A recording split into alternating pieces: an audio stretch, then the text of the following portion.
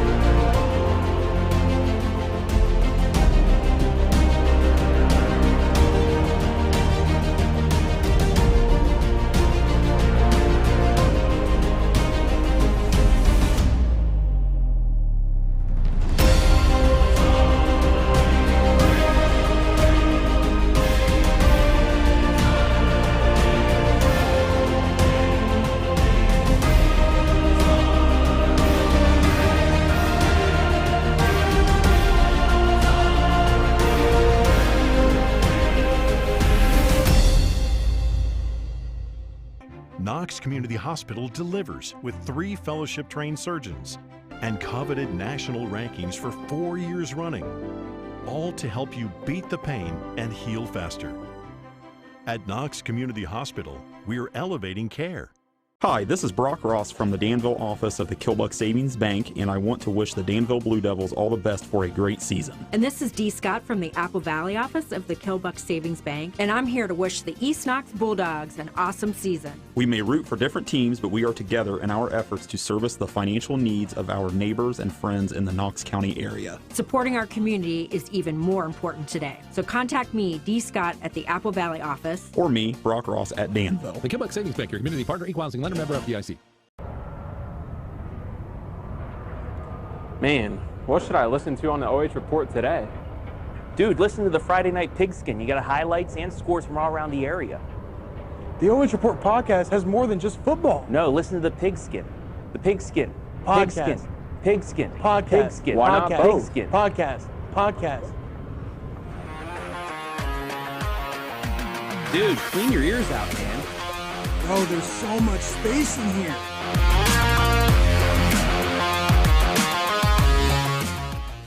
Mazza's Restaurant first opened its doors in 1939. Today, a new generation of the Mazza family keeps that tradition alive by offering a full lunch and dinner menu highlighted by house classics like lasagna, chicken parmesan, and the famous Mazza's salad. Their new facility, located in Mount Vernon, also offers catering and banquet services. As former alumni of East Knox, Mazza's would like to wish the Bulldogs good luck in the playoffs. Visit Mazzas.com for weekly specials and info and make Mazza's your new dining destination. Are you looking for a solid career, job security, great pay, and rapid advancement? An important role with a global leader that invests in state-of-the-art technology, develops world-class solutions, and is committed to a cleaner tomorrow? Yeah, we have just what you're looking for.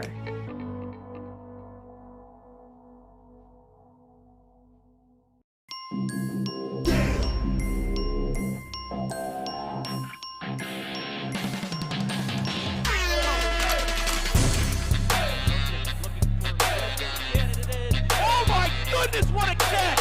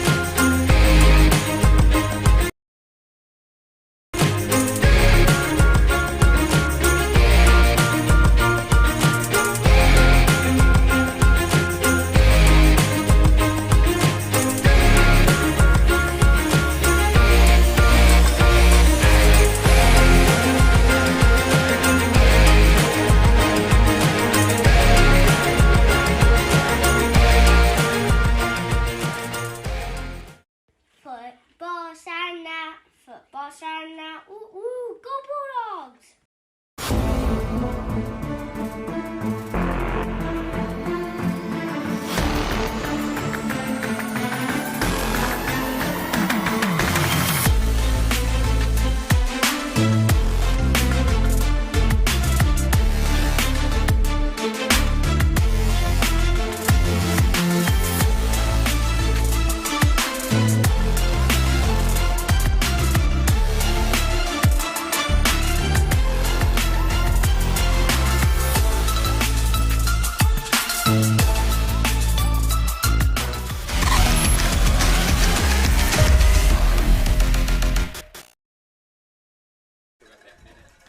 East Knox and Trimble are all set for playoff football action as our live and free coverage of Week 12 here at Chet Looney starts right now. Good evening, folks. Welcome to Howard for the Maz's pregame show alongside Effie James. I'm Brian Skronsky. And what's so cool about this matchup, Effie, we literally have an alley fight here between some cats and some dogs right. And a couple of really quality teams, too. Both have balanced attacks. Well, yeah, at this point in the playoffs, you've played around already now, and what we usually call that's the way you sweep out all the garbage after the first round, and you get to really play in some competition. And these two teams are here, and as we can see from their scores in the last few weeks, they are prepared. Both of them really high octane offenses, and I'm expecting a really hard-fought battle here tonight. Speaking of some outcomes from the last several weeks, Trimble has been stifling their opponents over about the last month, Effie. They've only allowed 8 total points the last 5 weeks, including 4 shutouts. How about that? Defensively, and as we can see, especially with the weather starting to get a little colder, you don't know if you're going to get any elements. Your defense being stout is really going to be a big part of winning playoff football, and this defense from Trimble has been lights out here in the last 4 games, as you just mentioned. So it'll be interesting to see how the East Knox offense tries to counteract that really special defense that Trimble brings in here tonight.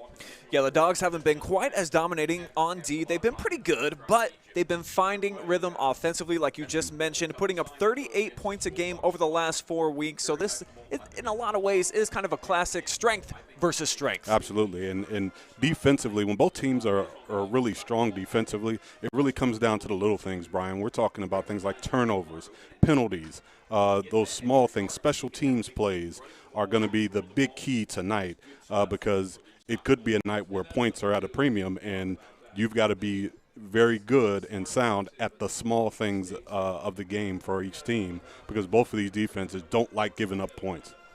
And last week we saw a special performance right here in Howard by Dogs senior Shane Knepp. Dude had 3 total touchdowns in 3 different ways, Effie. So when you can have an impact on the game, not only offensively and defensively, you know, it just goes a long way to getting you into the win column. That's what the Dogs were able to do last week behind this performance. Right, and Knepp with, you know, with his great play in the last game and the way he's played all season long, that's what you got to have. At this point in the season, you look for players you can count on. This is not the time of year where somebody gets a tryout or, well, let's see what sure. No, it's not about that. It's about the Shane Knepps of the world and the Peyton Lesters for East Knox guys that have shown you play game in and game out that they can play and they are ready for this game. So big players are going to have to play big in the second round of the playoffs. And speaking of which, the Tomcats also got an outstanding effort last week from their senior quarterback, Tabor Lackey. He found the end zone 4 separate times in the 38-0 shutout of Fisher Catholic. Right, and again, a quarterback with tremendous stats, and again, with the team scoring the way they score, they, like you said, they've been in the mid to high 30s the last 4 ball games, and their quarterback he's a catalyst for everything that goes. He's a dual threat, and looks like he is not afraid to put the ball in the air, do whatever is necessary. It's interesting how both quarterbacks have similar characteristics in terms of doing whatever needs to be done for their team to win, and that's something that Peyton Lester of East Knox also has done for his team this year. And here come the Tomcats walking out onto the field, and boy, what an allure that they bring, such a presence when they step onto the football field, and particularly during postseason action, Effie, and maybe a lot of folks here in North Central Ohio and even in the East Knox area, where I don't know if these two teams have faced off with each other in the playoffs before. Let's go ahead and take a look at the resume from the last 20 years. You might want to put some respect on it. Absolutely. That is what you call tradition, ladies and gentlemen. The playoffs are nothing new to the Tomcats, and they are absolutely prepared for these games. They are have what you call playoff moxie for this ball club. So this is the stage will not be too big for the Trimble Tomcats tonight. And the Bulldogs, always a sight to see here in Howard at Chet Looney Stadium. When they arrive on the scene, the cowbells start thumping. Sometimes they got the air horns up here. You know people are going to get up on their feet. We saw confetti flying last week, so it's a place that's special, certainly, when postseason rolls around. And they've started to get their own trend, Effie, going in the right direction, where they too are starting to build a tradition under Cody Reese and what he's been able to do. An East Knox guy coming back into his hometown, starting to get a little tradition of his own. Yeah, you got to love the fact that the Bulldogs have really started to become a power in football, and now this is a place where there's quality football being played, and Coach Reese has really done a great job of installing a winning atmosphere here in East Knox, and that is so important for the regular season and certainly in the postseason. See the record 49-12 for the Bulldogs since 2016. 6 straight winning seasons for them. Trying to catch up with the likes of the Tomcats. 20 consecutive years, never dipping below 500 for them. And what I thought was most impressive, they've only not made the tournament 4 times, Effie. Wow. Of course, it's not like it is this year all the time, where pretty much everybody gets in, and it's some soft competition in the beginning. They had 2 teams that were 9-1 that weren't able to get into the postseason because they had a little bit bigger school playing in D5 back then, and an 8-2 year. What? Wow. Yeah, there used to be a time when they only took 4 per region, so times have certainly changed, but they still have an impressive resume coming into tonight. Small school royalty right here with the Tomcats. They won the toss. They elected to defer, so it's going to be the Dogs and their outstanding offense led by Peyton Lester, who will start with the rock tonight. And here comes Carson Steinmetz. He's got the catch at around the 12, breaks the first tackle, and then dives across the 30. That's where the Bulldogs will set up shop for the first time tonight. You know, nice return by Steinmetz, and like we talked about, with these defenses being so stout, things like field position are going to be huge, and it's going to be a tough time if you start deep in your own territory. There is Lester, number 3. He's got the sophomore stud, Cole DeLauder, flanked to his left. On first down, they're going to fake it and then throw in a quick slant. He's got Moreland. Big play out across the 40 into enemy territory and all the way down to about the 30-yard line. Huge play for the Dogs to open up action here tonight. Nice play, a great play call, easy slant, and makes a guy miss and gets upfield for a huge first play for the Bulldogs. That's the way you start a playoff game. Dylan Moreland off the soft coverage, able to beat it. Huge running catch there. So the Dogs already in business. Second play of the drive. Steinmetz comes in motion, and this time they'll give it to DeLauder. Big hold to the right side. got caught down low. Made him stumble out of there a bit. And let's take a look at the starters for the Bulldogs on offense. Lester, what a dynamite season he's had. Over 20 touchdown passes, over 2,000 yards. Only turned it over twice all year in his senior standout season. And then these wideouts, very versatile threats. We talk about Bonham, Moreland, Knepp, and Steinmetz. On second down, they're going to stick with the run game in DeLauder, and why not? He's got another Bulldog first down. And DeLauder, and again, their open field display and balance certainly on display for the Bulldogs. And DeLauder off right tackle, 2 straight plays for 7 yards apiece, positive yards on early downs for the Dogs. And what a statement this would be for the East Knox offense. This defense has not been scored on basically at all over the last 5 weeks, just the 8 points allowed. So with some opening drive points for East Knox, I certainly think it would allow for your offense to now settle in a little bit better. Absolutely, and that big play, that first call, you know, as a offensive coordinator, you're kind of timid to call that type of play the first play of the game. But when it works, it sends a jolt of energy into your offense. So it would mean a lot for them to get points on the board here in this opening drive against this defense that hasn't given up any points in a long time. 2nd and 10, they're going to pitch it. DeLauder trying to catch the edge. The Tomcats are there, though. Gang tackle, drop down just shy of the 20. And big stick right there by Cole Wright. And that time Cole Wright snuffed that out, the perimeter play right from the beginning. And the Bulldogs have had some success running off tackle, but that time trying to get to the perimeter. And the Tomcats were not having it, and they were all over DeLauder. Here is the starting defense for the Tomcats. Take another look after this 3rd down play, and it's going to be just a bit too tall. Shane Knepp had a step, had beat the defender, and Lester couldn't hook up with him. Usually that's such a dynamite combination. Not that time, and it's 4th down. Right. That time Lester had to pull the ball back down and take a couple evasion steps because he had some pressure and just threw it a little bit too high for that catch. But the Dogs are going to stay out. The offense is going to stay off the field, stay on the field here on 4th down. And this is what they're going against. One of the best defenses in all of Division 7, folks. They just bring 3, so 8 back in coverage. Lester breaks the pocket, and again he underthrows Knepp. Had him.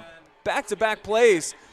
And the combination that has worked so well throughout the season, just couldn't find it, Effie. Right, and that time he missed Blake Bonham wide open there at the top of the screen. And I think it was just a little bit too much pressure, brought his eyes down, and he wants that throw back. But nonetheless, the Tomcats get off the field after an eventful first series for the Bulldogs. So it's a huge first play for East Knox to open up the offensive arsenal tonight. And then things slow down after another first down were picked up, so the Tomcats take over 1st down and 10 from their own 21. And they're going to keep it with Lackey on the ground, swung down right about the 25-yard line, 4-yard pickup. And here is a look at the Tomcats starting offensive lineup presented by Mazas of Mount Vernon. Lackey and Downs, just 2 dynamite players, a great 1-2 punch. And anytime you have a dual threat quarterback and a running back that can really turn out some yardage, Effie, I mean, it's just hard to slow down. Right, absolutely. And then the fact that he's such an efficient passer of the football makes it even tougher for a defense to stop.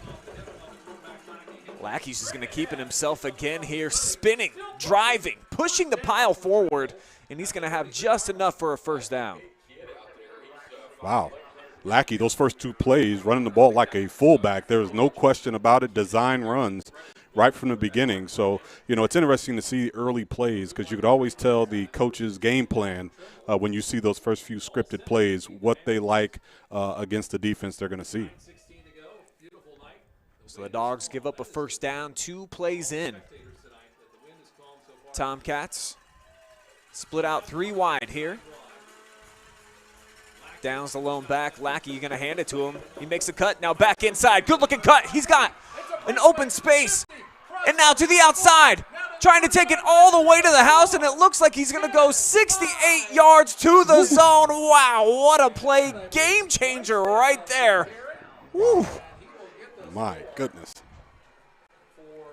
Bryce Downs with the elusiveness in the hole and then the speed to run away from everybody.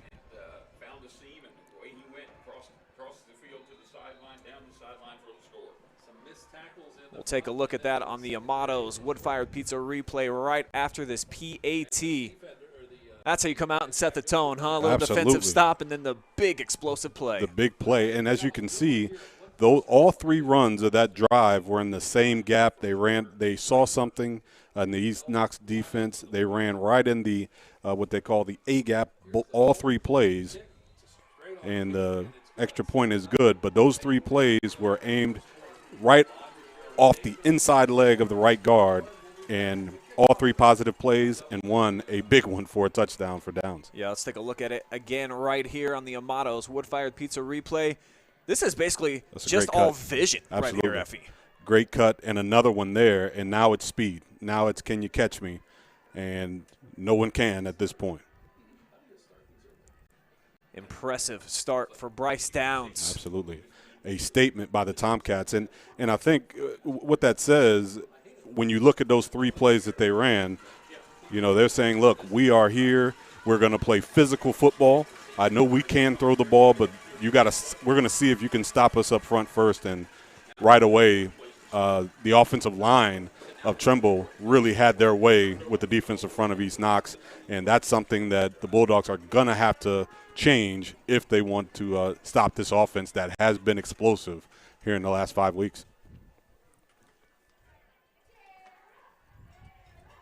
So it's 3 plays and a Tomcat touchdown on their opening possession after stopping East Knox on a 4th down play where the senior quarterback Peyton Lester had Shane Knepp back-to-back plays, could not connect for a 1st down.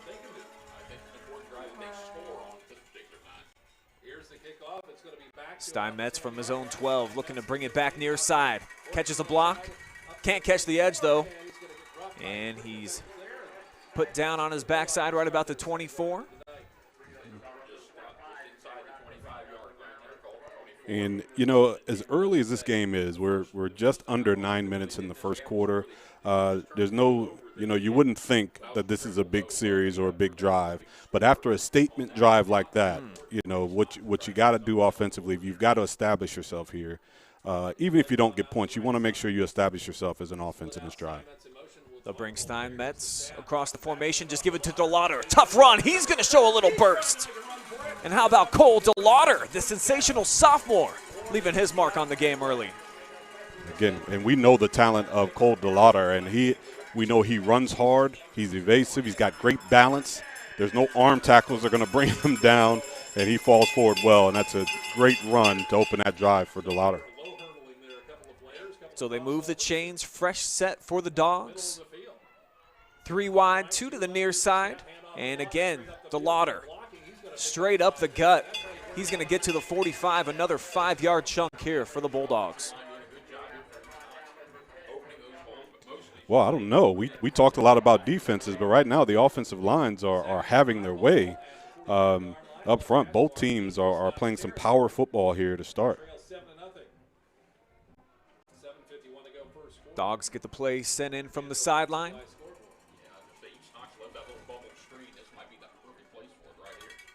They'll have trips out to the right. Knepp in the slot. He leaks out. He's open. Instead, they come across the middle, and it's going to be picked off. Peyton Lester throws just his 3rd interception of the season. Austin Weiser able to make a huge play. Wow. And, you know, Peyton Lester, again, I think there was a shorter pass that was open there, but he wanted to push the ball down the field and just led his man just a little bit too much. And defender was there to make the pick, and that is a huge play. We talked about the importance of turnovers and not turning the ball over as an offense in a game like this.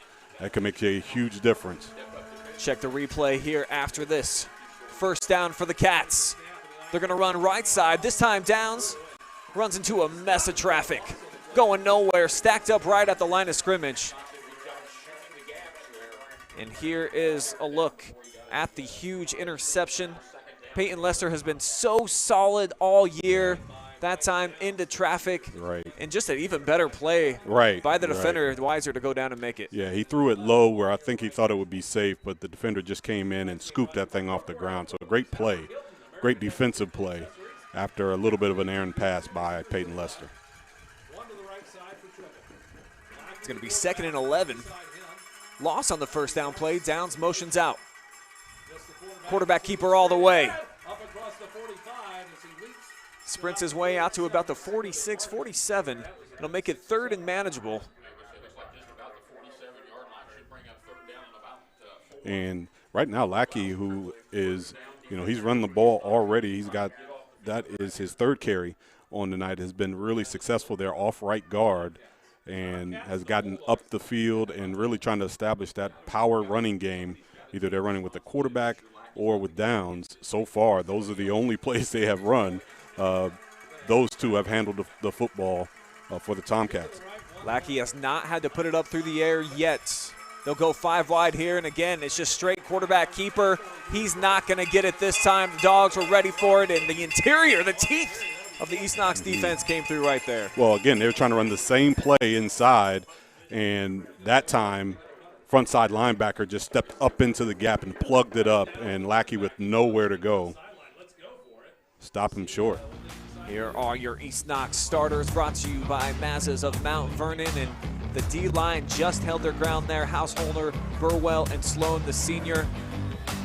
Steinmetz, Stellater, Bonham in the middle.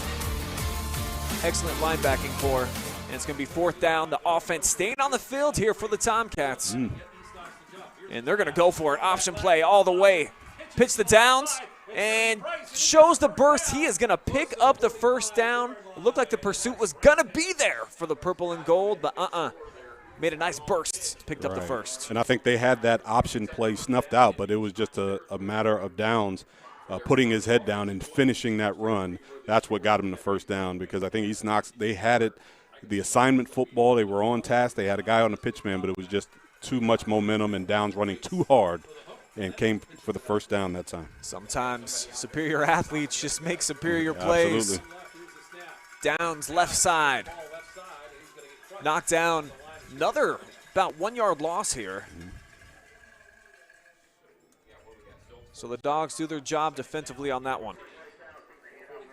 That time the defensive line really got a great push off the ball that time, and that's the difference. If they can get penetration that time, get their defensive line into the backfield, that'll make a difference in this power running game, which Trimble has really decided this is how they're going to play tonight. So the D-line of East Knox has got to get a push off the ball right from the beginning of the play. Play action this time. They'll swing it out here into the flat. It's completion. A little stutter step there. And Weiser with a run of about 5.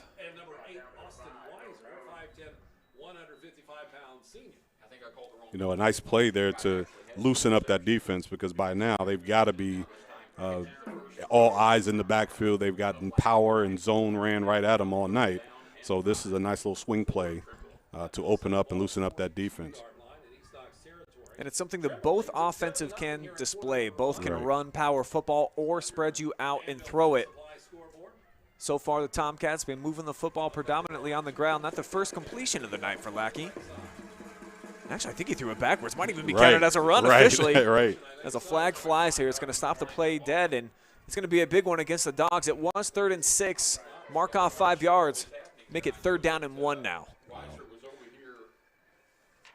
First penalty for the Bulldogs, and like we talked about, those little penalties are those things that can maintain or sustain a drive are going to be big tonight. But again, defensive line trying to be aggressive, and sometimes early in the game as a coach, you just got to let that one go. Your defense is trying to be aggressive, but you can't get a steady dose of that, or that really can't hurt you here down the stretch. Just a yard in between the Tomcats and another first down. Lackey under center, goes right of the center, and just kept the legs driving. Seen that just about every time he's had the football tonight.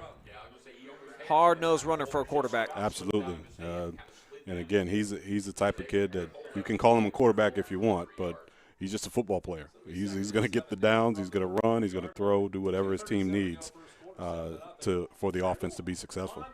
The board and trying to push for another score here.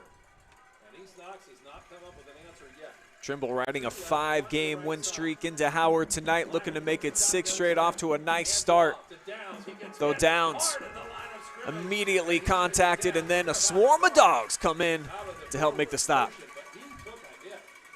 Well, and the Dogs this time are really attacking. Those linebackers get right up into the hole there. That is a textbook form tackle there by the linebacker for the Bulldogs, and that is how you stop power running games. You step up into the hole and stop it right at the line of scrimmage before Downs got a chance to get going.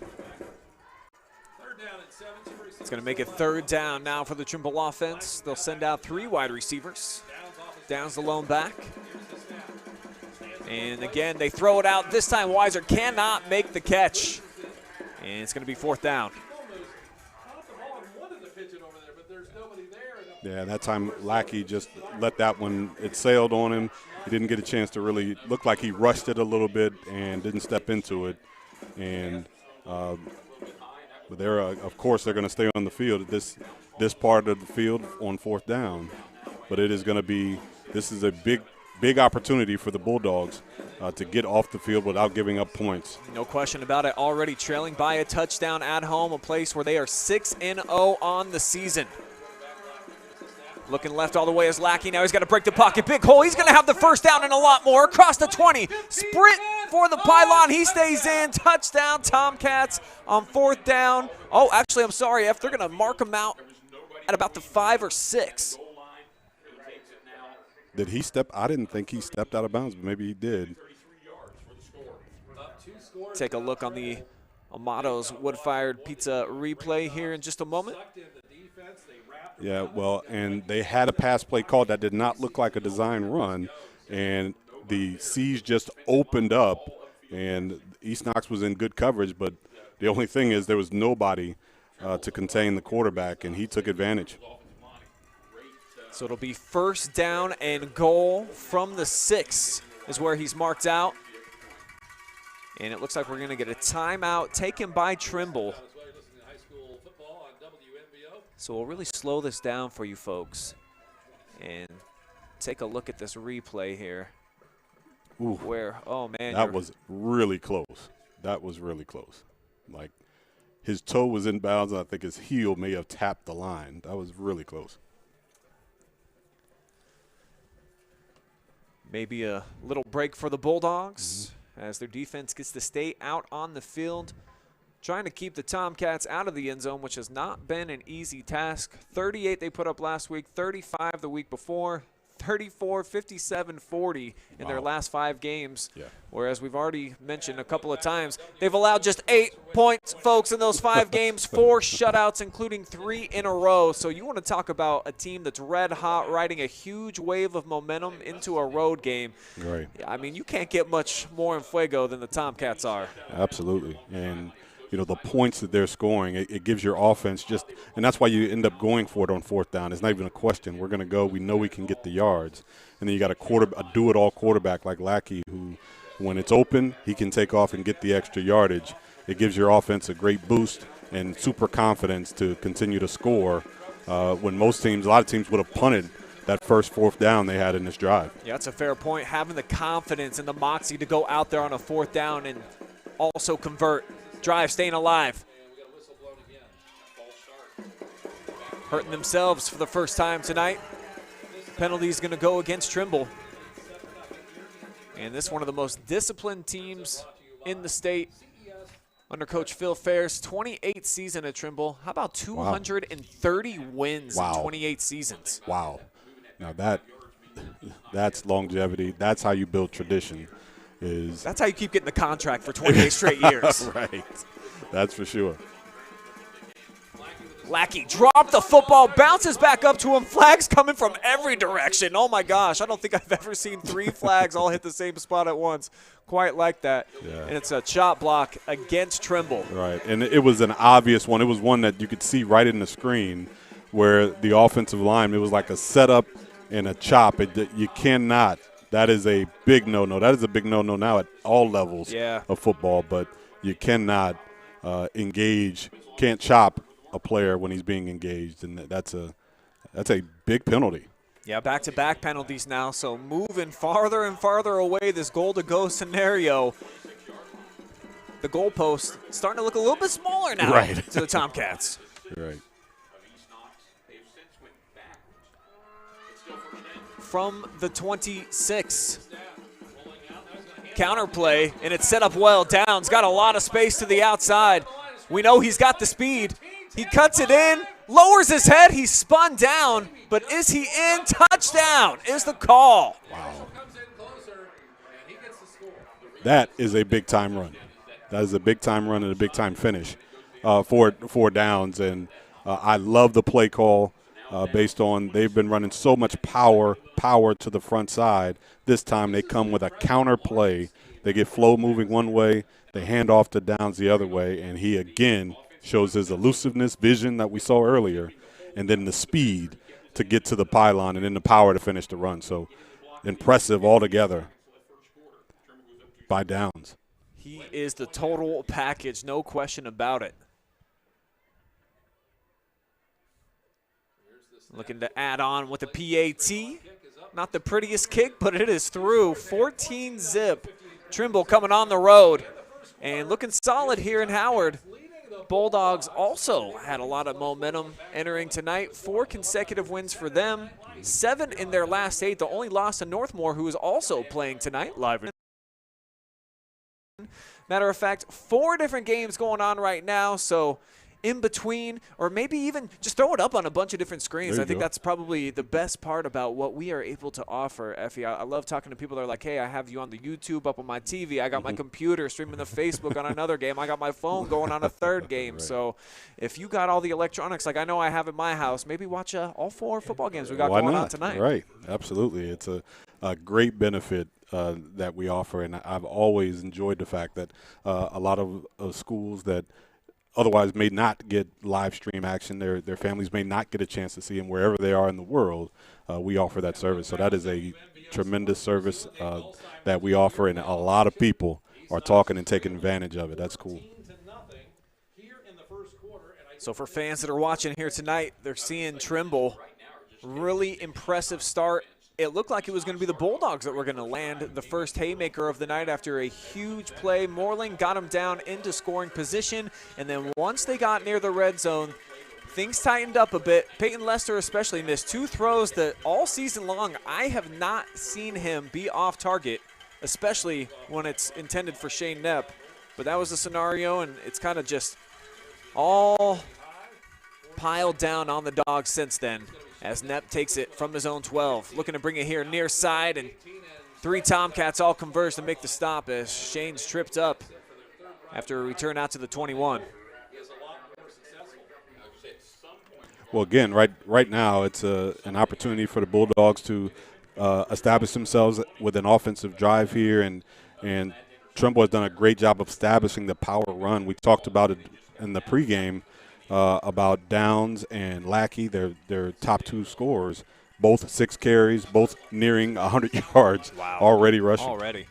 High snap handled by Lester. He's going to keep it, and he's going to find some running room to the right side, lowers his shoulder, and he's got about 14 yards and a Bulldog first down to kick off this drive in style. Nice. And that is a big time. The only thing I think they may have missed is the fake, but this is run all the way for Peyton Lester, who does a great job, again, of finishing the run and getting that first down for the Dogs. We don't always see them design all the way quarterback keepers for Lester. He's the type that typically will get his on a broken play. He steps up, a lot of touch for Steinmetz, and it's off of his hands. It was put on the money in stride. Absolutely. And Carson just could not handle it. Yeah, that one was a nice throw by Peyton Lester. He really took his time, stepped into it, and Steinmetz was wide open. He had defenders on top of him, but he was open. Peyton Lester made a nice throw, but he just couldn't connect that time. And sometimes when you're going against a traditional power like a Trimble, if you are not making the plays that you expect to make because of kind of that allure, and wow, what a big pop in the backfield, and I love the emotion, too, being displayed here by Cole Wright after a big stop. But for East Knox, you know, sometimes that gets to you, Effie, a little bit just looking at the name on the jersey. Absolutely, and especially when we've come up and they've put some scores on the board early, it's a little bit of pressure, even though it's early in the game, you know, you can't ignore that pressure that comes with trying to get a big play, especially after that big play by Cole Wright defensively for the Tomcats. And that'll take us to the end of the first. It's been all Trimble. 14-0. They're on top at East Knox. Second quarter action on the way right after this.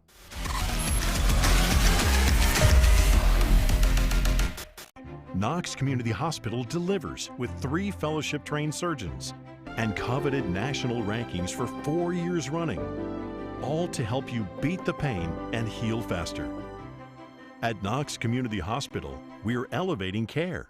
Hi, this is Brock Ross from the Danville office of the Killbuck Savings Bank, and I want to wish the Danville Blue Devils all the best for a great season. And this is Dee Scott from the Apple Valley office of the Killbuck Savings Bank, and I'm here to wish the East Knox Bulldogs an awesome season. We may root for different teams, but we are together in our efforts to service the financial needs of our neighbors and friends in the Knox County area. Supporting our community is even more important today. So contact me, Dee Scott, at the Apple Valley office. Or me, Brock Ross, at Danville. The Killbuck Savings Bank, your community partner, equalizing lender.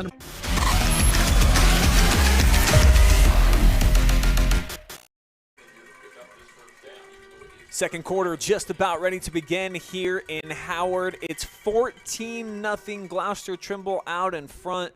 Their 2 dynamic playmakers so far have been exactly what we've been reading about in the newspapers. And it's a high snap for the Bulldogs. Lester's able to contain it. Wow, look at him sidestep a couple of guys. Gets it to Steinmetz. He's got a first down. Wow, what a result, and the Bulldogs really needed that one. What a play. It's the poise. It's the poise you can see for Peyton Lester. Even though this is a terrible snap, he never panics. He never panics. That was the most impressive thing about that throw. He never panicked. He gathered the football, stepped up, and made a beautiful pass to Steinmetz for the first down. And that's something that I actually talked about this week on the OH Report video podcast. What I like so much about Peyton Lester is his ability to just stay so cool in the pocket, Effie. Nothing ever bothers him, man. It looks to me like he's chilling, couch surfing, Netflixing or whatever, you know what I mean? And there's chaos everywhere around him, but he doesn't notice it. He's just a cool, calm customer. Right, and that was a perfect example of that because most players in high school would have completely panicked. He had defenders all around him. He stepped up, grabbed the football, picked it up, said, okay, let's see who's open out there. Oh, my guy. And he hits his guy a strike for the first down on a big third down play. Needed that one as they're into Tomcat territory. And, wow, a big shot delayed. Hit right into the chest that time of the quarterback after he handed it off. So everybody kind of got contacted here, Effie. Yeah, that's a read option play, and the Tomcats had both options covered, and that play had nowhere to go. Let's see if we can get it here. Yeah, DeLauder submarined, and then Lester takes a shot.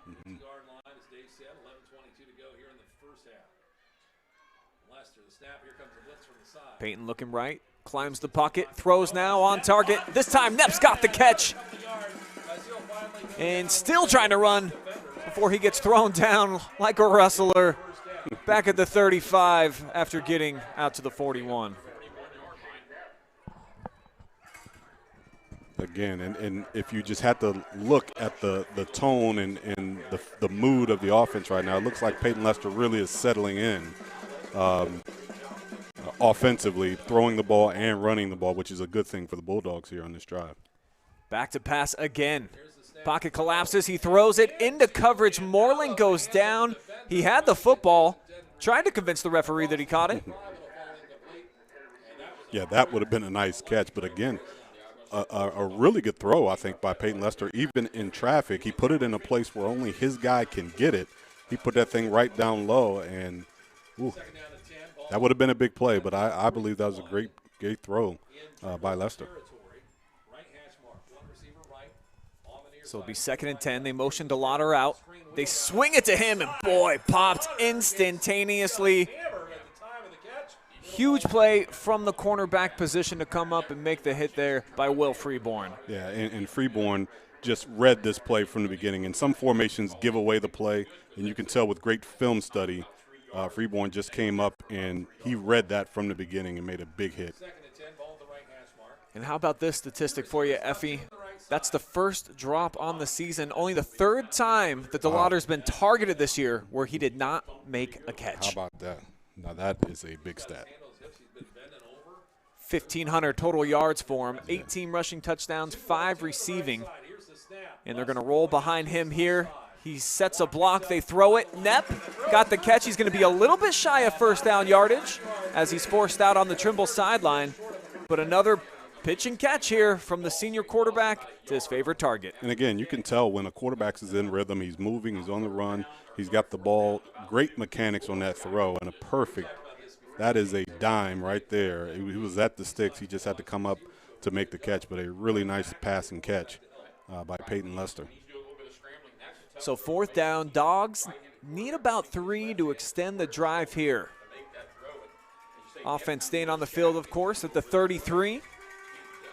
3 wide receivers to this side. Moreland split out wide. They bring the heat to the Tomcats. The Dogs handle it, and Lester escapes the pocket, lowers his head. He's got the first down for the Dogs, and the cowbells start to ring here. Again, a big play and a nice call by the Dogs because they know if their quarterback doesn't have a throw, he's going to be able to get upfield and get that first down. So a big play by the quarterback to keep this drive alive. Peyton Lester off the scramble, gets East Knox inside of the 30 now. First down. Tomcats bring 4.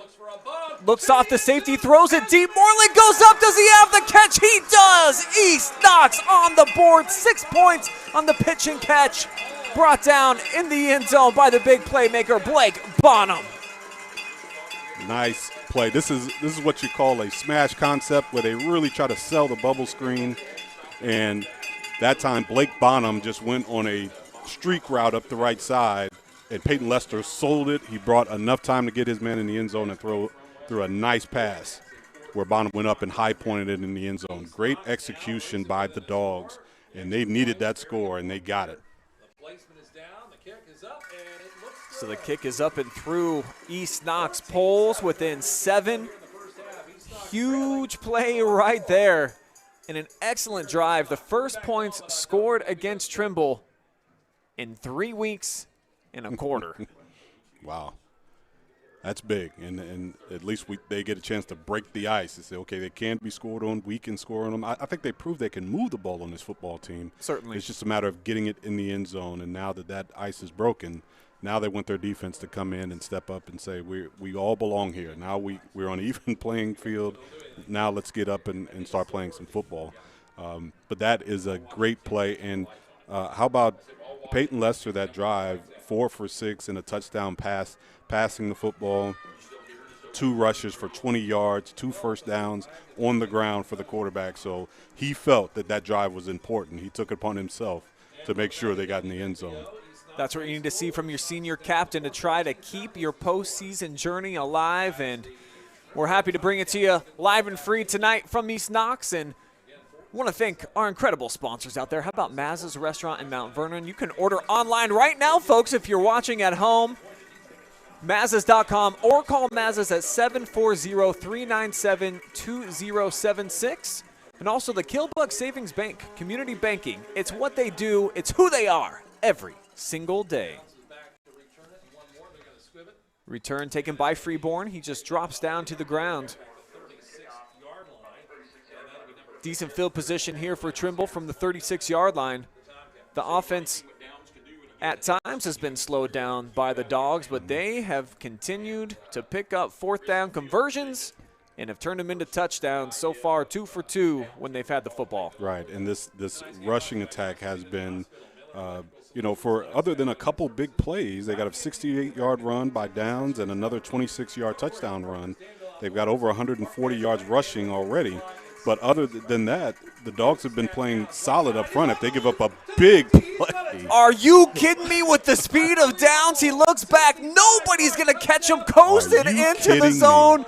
This dude is on another level tonight. It's like watching somebody play from Mars when everybody else from Jupiter. My goodness.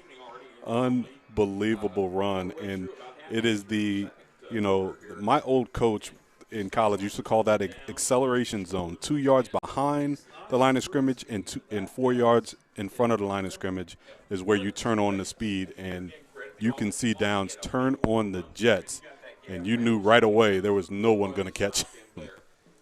He's got a different gear that nobody else on the field possesses. Wow. All 3 touchdowns tonight, courtesy of that gentleman. Wow.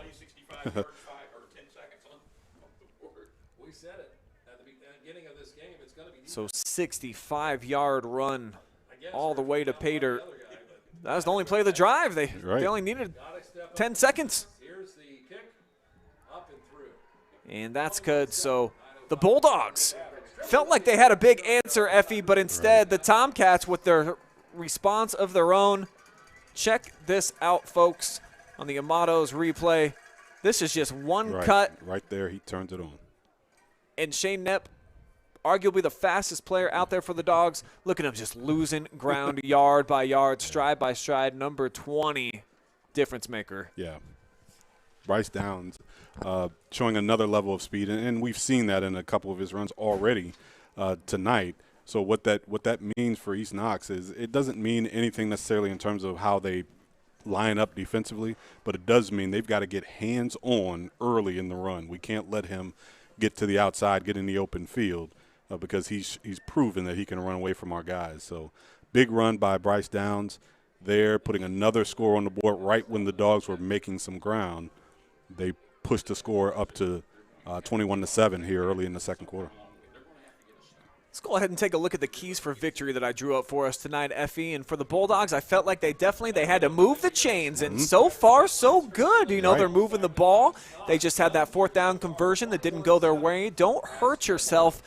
I mean, if bad tackling and just not having foot speed capable to track down Downs is hurting yourself, that's about the one regard that they've done that. Lester's been good so far. Cole DeLauder and his limited touches as well has come through. So they're trailing 21-7, but right now they're mostly checking the boxes. And it's the big plays. And like you said, they're moving the chains. They got 8 first downs already here in the first half. So they are moving the chains. But it's the big plays that they've given up defensively that has really hurt them.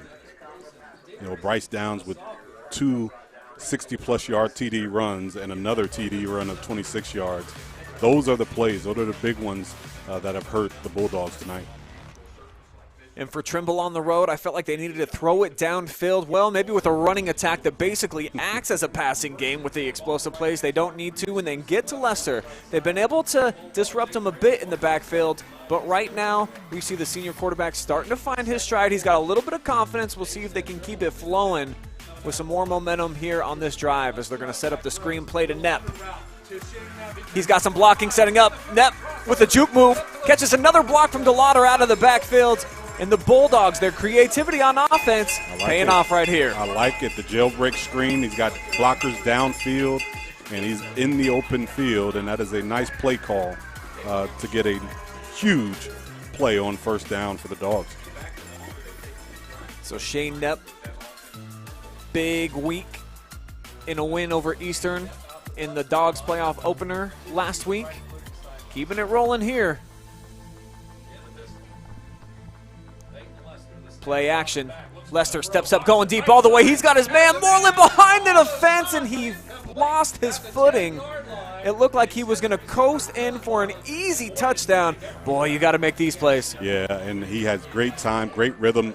Got a really nice throw, but just missed him, and it looks like Moreland may have pulled up a little bit, and I think Lester expected him to keep running And I think he just misjudged the football that time. And, you know me, I'm not going to blame it on the quarterback. But, I thought that was a really nice throw by Peyton Lester. Effie always looking out for his own at the QB position. That was perfectly thrown. Had Moreland continued to run his route, it looked like he was going to have an easy catch and walk into the end zone to pull back within a score. Instead, it's second down, and Lester stopped after a gain of maybe a half a yard. Right. Game changer. Absolutely. You got opportunities to score, and you talked about it earlier, Brian. When you get an opportunity to score against this defense, you got to take advantage of it, because that not only does it deflate you offensively, but puts you in a space now where the pressure gets turned up. Now we are big 3rd and 9 here to stay on the field. Flag comes in, and it looks like the Tomcats trying to defend with a dozen, and it's solid if you don't get caught. Bring an extra blitzer, but the referee spotted it, and it's going to make this 3rd down conversion for the Dogs a little bit easier, more manageable anyways. Yeah, the penalties building up for the Tomcats. That's 4 penalties for them, and they've already got 30 yards in penalties racked up here in the first half. They're going to bring the heat. Lester steps up, coming back to the football and making the catch. How about Dylan Moreland making up for the previous play as he's got 1st down yardage here. They needed that again. And like we said, we've been saying that Lester looks in the rhythm, and he really is. He has been pinpoint passing here ever since the second quarter started. So, and you could tell by the play call that the coaches see that he's in rhythm as well, because they usually would run a little bit more power football, but Lester is in such a great rhythm as they pick up another 1st down.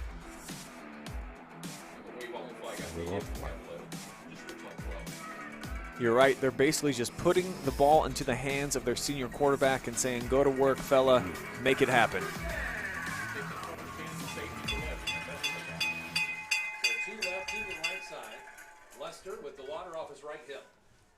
Here's the snap. Lester looks left, comes back right. Looked like he was going to tuck it and run. Now he throws to the end zone. He's got a man. It's going to be broken up. Trying to find Dylan Moreland again. Wow. And I tell you, Bonham may have had a step, and, I'm not going to beat a dead horse, but that was a nice throw. It was in a place where he could have made a play. It would have been a great catch, but he gave his man an opportunity to make that throw. And another penalty, another flag on the play. Looks like this one's going to go against East Knox as they're looking over in the direction of the Trimble sideline, giving them the option. The guys running, that's one of the things you get with a running quarterback is you wind up with linemen that's like they want to go down and get locked. An eligible man downfield. They're going to decline the penalty, bring up 2nd down and 10. Wow. That's interesting. The Lauder motions out. A lot of receivers to the left. Lester looking that way. Now fires to the end zone. Knepp's all alone in the end zone. Does he have the catch? He does. Touchdown, Bulldogs. Wow.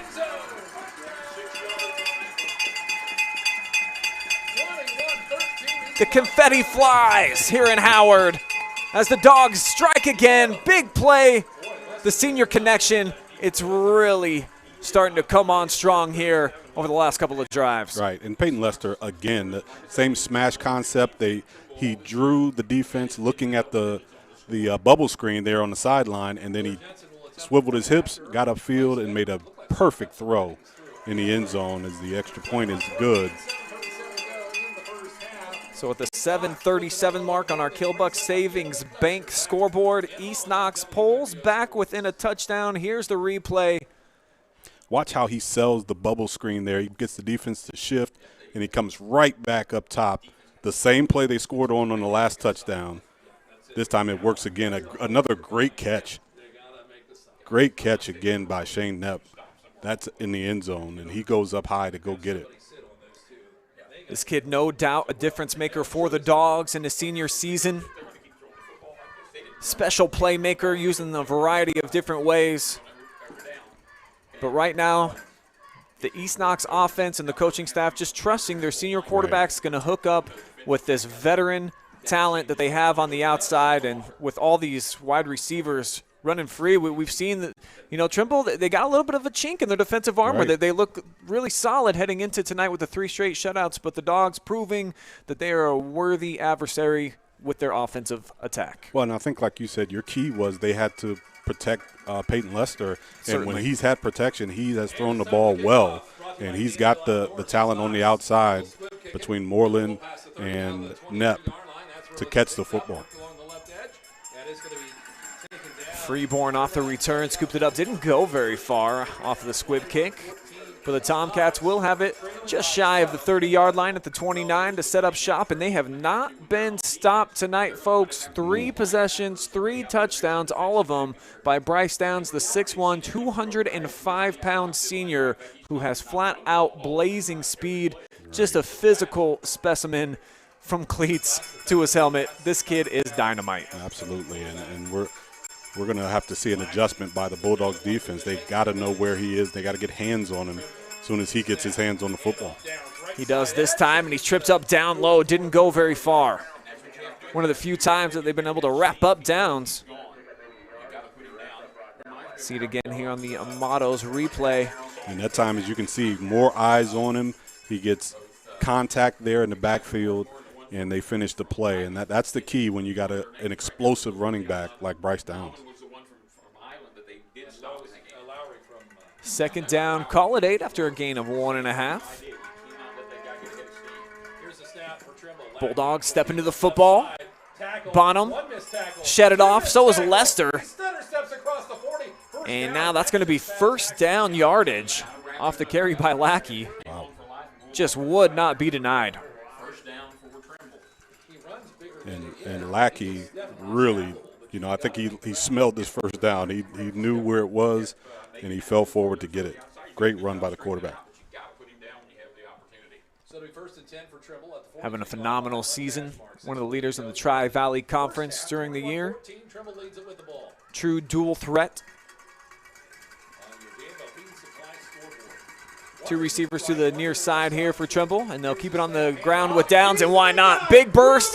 And are they going to catch him again, or is he going to get ghost? Are you kidding me? How about the sizzling speed? And again, the Tomcats with the explosive play of Downs right back into the end zone where he's already been 3 times. Get out of here. 58-yard run. And I don't know what track and field league, what league they're in, but this young man has got some tremendous football speed. And he runs away from people in the open field, and that is such a weapon.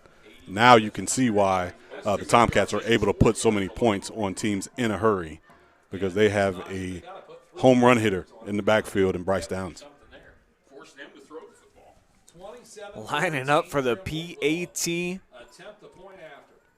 4 straight touchdowns for Trimble to open up their night offensively, and they've got 4 completed point afters too. There's the score, 28-14, 6:20 remaining here in the 2nd quarter. What kind of numbers are we looking at for Downs already, Effie? Can you even total it? Let me get my calculator. My calculator is not working. He's he's got a 68-yard run for a TD, a 65-yard run, a 58-yard run, and a 26-yard run, all for touchdowns here in the first half. Wow. And the young man is absolutely explosive when he gets his hands on the football. And otherwise than the touchdown runs, Brian, when you look at his 4 carries that he's carried and then has not scored, they're -2, 5, 0, and 0. Okay. So when they can get hands on him early, it can be successful. But when they haven't, it has been a touchdown so far in this game.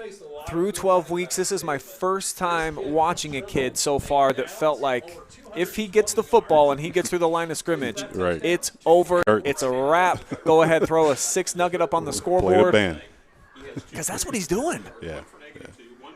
Impressive stuff. And I think it's time now. A kid scores 4 touchdowns in the first half. And, I don't care who you are and what your team can do. Defensively now, it is time to make an adjustment and say, okay, now this is the way we normally line up. This is what we normally do. Now we have to make this special exception when this young man is on the field. So whatever that is, whether it's bringing an extra guy into the box, whether it's assigning a lineman or a linebacker to him, no matter where he goes, those are the type of adjustments that the Bulldogs are going to have to make defensively, or this is just going to continue. They kick it deep. It's going to be taken actually at about the 25-yard line. And the return here by Dylan Moreland out to the 35-yard line. Bulldogs will take over. They found success offensively here in recent times. Back-to-back touchdown drives for the Dogs. Can they keep pace with this Tomcats offense, who has not been stopped yet? Obviously, points going to be huge here tonight. We'll see if the Bulldogs can keep the explosiveness going on both sides. So it'll be 1st and 10 for East Knox. See if they try the ladder. Steinmetz. Here's the snap. They throw it to him out in the flat, and great tackle in space. Looked like initially he was going to break free, do something with it, but Casey Davis was there. Yeah, and again, that's just an extension of the running game, and I think they're taking advantage of the fact that Peyton Lester is in such a rhythm throwing the football that they're using the short passing game as a running, as rushing attack, but that time they snuffed it out defensively for no gain. Tyler Hill actually with the tackle as it brings up a 2nd down and 10. No gain on the play by Carson. We have not seen Cole DeLauder run it recently. This time he will, left side. Decent gain, pickup of 6.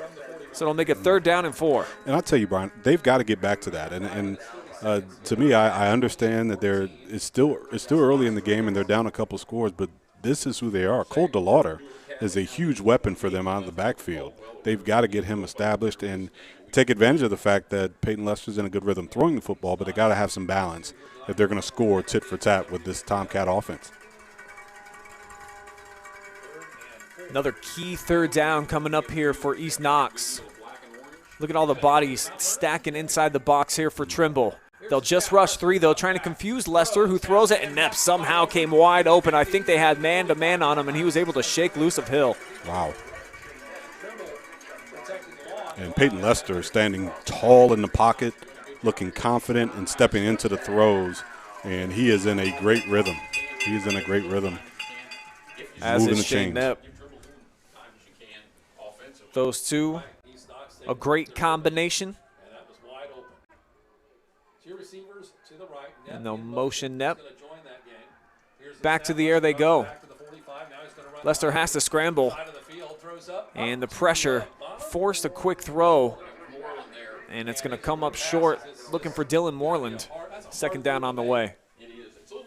And again, Peyton Lester that time, got flushed out of the pocket, and there was nowhere to go. And this zone defense allows for the defenders to be able to play both. They can sit back and play the pass, but if the quarterback's going to run, they can have eyes on him. So, but to date right now, Peyton Lester's done a good job of finding holes in the zone and completing passes.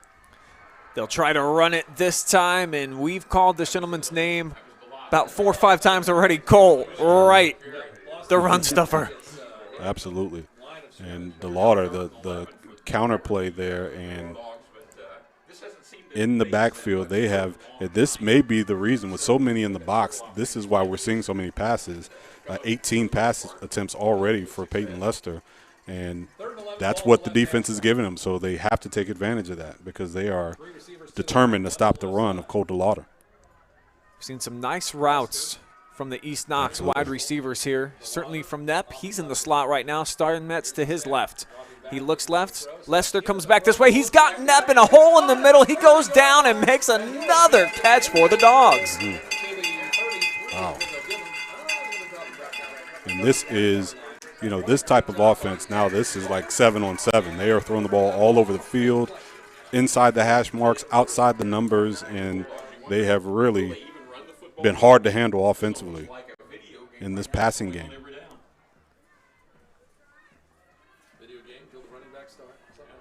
Shane Knepp easily the favorite target so far tonight.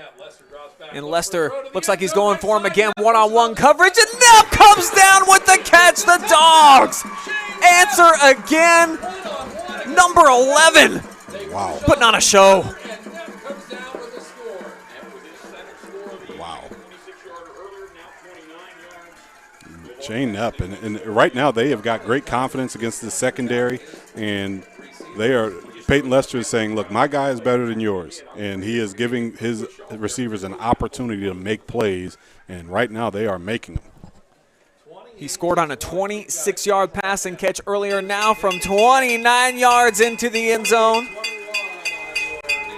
As the Dogs again pull back within 7. And check it out again here on the Motto's wood-fired pizza replay. That's just Peyton Lester, like Effie said, saying, my guy is better than yours. He times it perfectly. Absolutely. And comes down with the football, sure-handed as anybody out here in Howard. Yeah, so we talk so much about the balance of both teams and how they can do both things, but right now we're seeing the power rushing attack from the Tomcats against the aerial assault of the East Knox Bulldogs. And wow, we knew we were going to get some scoring, but this is going to be a barn burner. Tonight's high school football broadcast brought to you live and free on the OH Report, thanks to our generous sponsors, Knox Community Hospital, where they are always elevating care, Amato's wood-fired pizza, and their incredible wood-fired wings. Find them online for order and delivery. Also, Mazza's restaurant in Mount Vernon. You can order for pickup or delivery there, too, at Mazzas.com, or call Mazza's 740-397-2076. And the Killbuck Savings Bank. Community banking, it's what they do. It's who they are every single day. 3:14 to go here in the second quarter. It has been two heavyweights throwing blows back and forth. 7 straight touchdown drives, I do believe now. The Tomcats have not been stopped. East Knox has gotten into the end zone the last 3 times they've touched the football.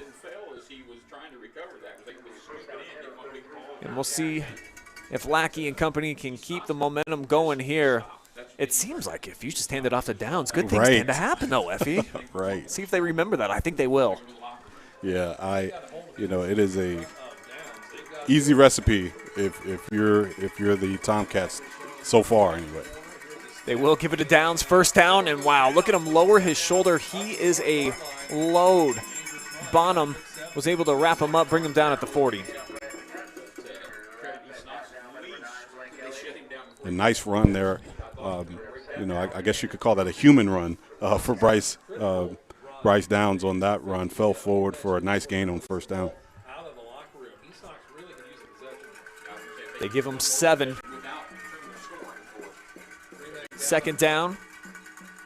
They'll hand it off to him again. He needs 3 for the first down. Burst to the outside. And DeLauder able to drag him down. It looked like initially the Dogs were going to have him for a loss. He was able to get away from Caden Sloan and had enough to move the sticks. Wow.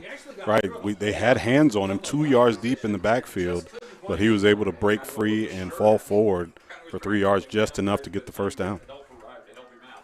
Quick update from the Lucas game. They're taking on Malvern. The #1 Cubs are on top 24-0 at the half after an Aiden Culler 45-yard field goal. So they got a kicking game out there in Cub Country this year. DeLauder not allowing Lackey to get by him. The sophomore drags him down. Boom, sets the edge. Absolutely. And this is just a struggle between two confident athletes. Let his friends catch up, and eventually it would bring him down. Yeah, great technique that time by DeLauder, able to keep, as a defensive end or outside linebacker, you want to keep your outside arm free, and he just great technique and was able to make that play. $1:30 to go. Again on the ground. How about Downs? Winding his way for another decent gain. Didn't actually get the extra effort. They mark him down after a pickup of 4, so 3rd down and 6 on the way. Obviously an important down either side here. Right. Though the Tomcats allowing the clock to run. It's going to be under 60 seconds to go here when they break the huddle. Like you said, big stop opportunity for the Bulldogs. Got to prove to yourself that you can stop them. Can they hear? Lackey trying to catch the corner. Not this time. Coming up, Dylan Moreland makes the stop. DeLauder chased them out. Great defensive stand and just being disciplined that time. Didn't go with the flow of the offense. DeLauder stayed true to his position, looked for the cutback, and it came right to him. So great defensive play that time on 3rd down. For the first time tonight, the punt unit out onto the field for Trimble. That? I was starting to wonder if they even had a punter on this team. Well, it looks like Downs is their punter, so keep an eye on Bryce. Right. If anybody would be a solid choice to have a fake, it would be this guy. East Knox almost got to him. Now here's Knepp from the 25. Stutter step move and brought down. Nice open field tackle that time. Will Freeborn came up to make the play. And it's going to be just under 38 ticks remaining on the clock before we get to our Mazza's halftime report. Bulldogs with some time and still 3 timeouts.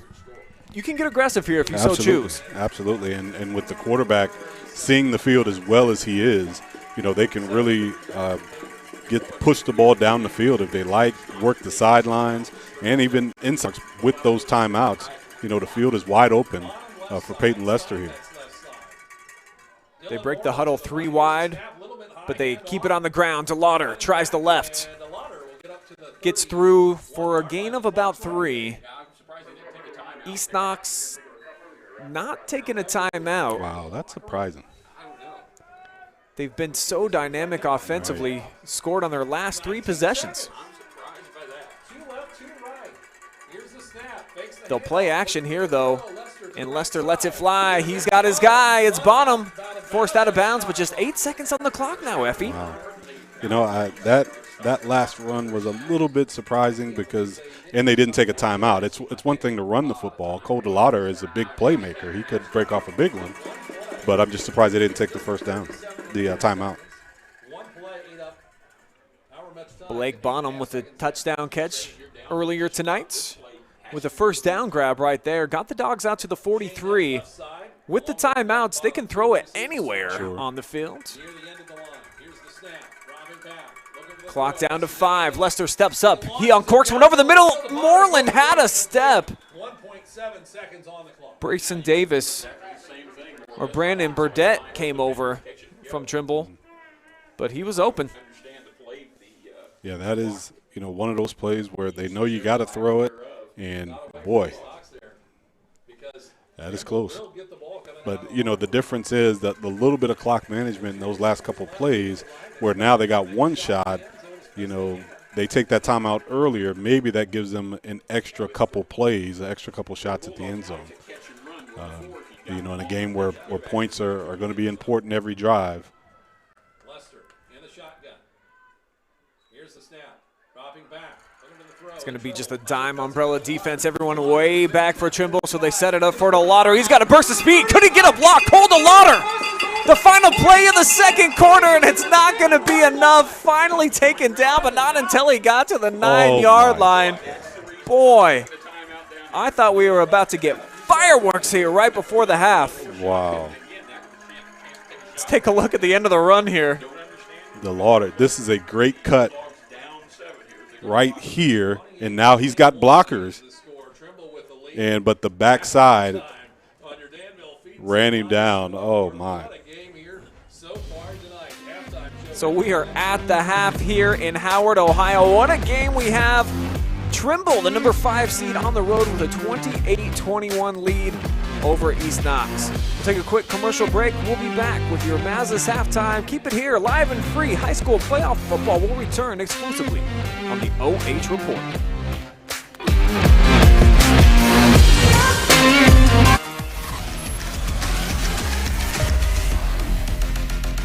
The hospital delivers with 3 fellowship-trained surgeons and coveted national rankings for 4 years running, all to help you beat the pain and heal faster. At Knox Community Hospital, we're elevating care. Hi, this is Brock Ross from the Danville office of the Killbuck Savings Bank, and I want to wish the Danville Blue Devils all the best for a great season. And this is Dee Scott from the Apple Valley office of the Killbuck Savings Bank, and I'm here to wish the East Knox Bulldogs an awesome season. We may root for different teams, but we are together in our efforts to service the financial needs of our neighbors and friends in the Knox County area. Supporting our community is even more important today. So contact me, Dee Scott, at the Apple Valley office. Or me, Brock Ross, at Danville. The Killbuck Savings Bank, your community partner, equal housing lender, member FDIC. Man, what should I listen to on the OH Report today? Dude, listen to the Friday Night Pigskin. You got highlights and scores from all around the area. The OH Report podcast has more than just football. No, listen to the Pigskin. The Pigskin. Podcast. Pigskin. Pigskin. Podcast. Pigskin. Why not Podcast. both? Pigskin. Podcast. Podcast. Dude, clean your ears out, man. Bro, there's so much space in here.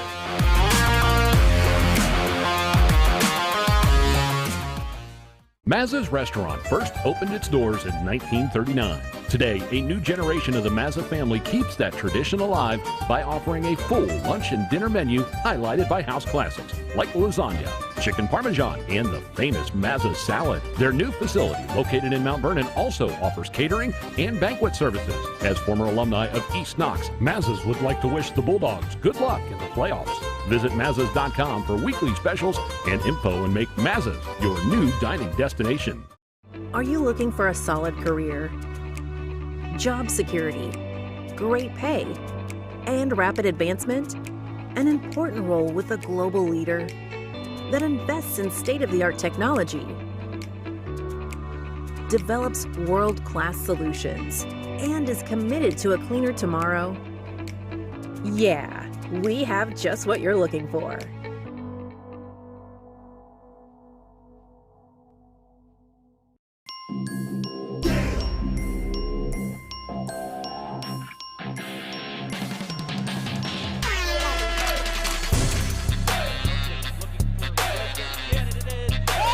Goodness, what a catch!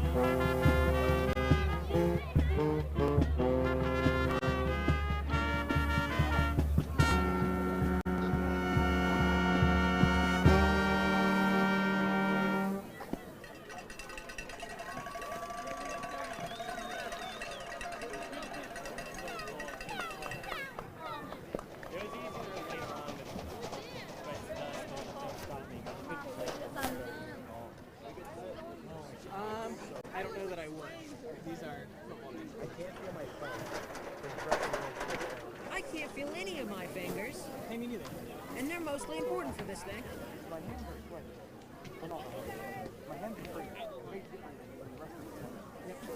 Yeah, that's what happens. My entire body is freezing, but my head is itching. All right, remember, guys. Job number 2, band's biggest band. Go. Turn around. Don't look at me. Can I sit down? No. You should care.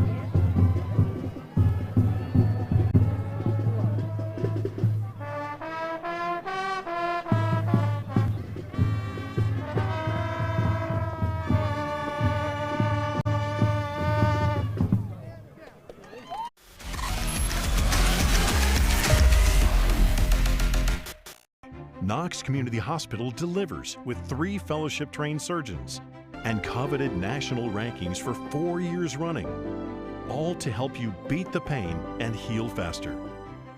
At Knox Community Hospital, we're elevating care. Hi, this is Brock Ross from the Danville office of the Killbuck Savings Bank, and I want to wish the Danville Blue Devils all the best for a great season. And this is Dee Scott from the Apple Valley office of the Killbuck Savings Bank, and I'm here to wish the East Knox Bulldogs an awesome season. We may root for different teams, but we are together in our efforts to service the financial needs of our neighbors and friends in the Knox County area. Supporting our community is even more important today. So contact me, Dee Scott, at the Apple Valley office. Or me, Brock Ross, at Danville. The Killbuck Savings Bank, your community partner, equal housing lender, member FDIC. Man, what should I listen to on the OH Report today? Dude, listen to the Friday Night Pigskin. You got highlights and scores from all around the area. The OH Report podcast has more than just football. No, listen to the Pigskin. The Pigskin. Podcast. Pigskin. Pigskin. Podcast. Pigskin. Why not Podcast. both? Pigskin. Podcast. Podcast. Dude, clean your ears out, man. Bro, there's so much space in here.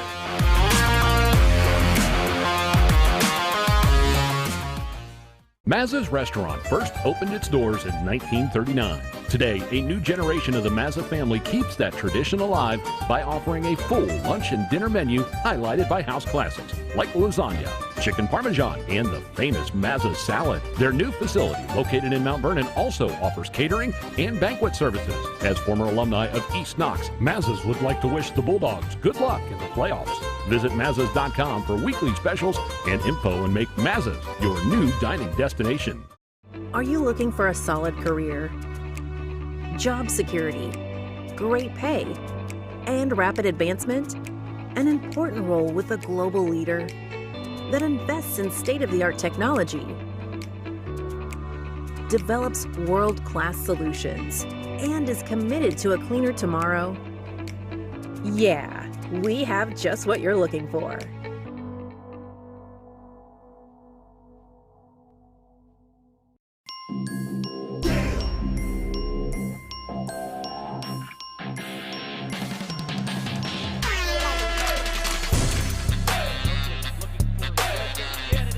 Oh my goodness, what a catch!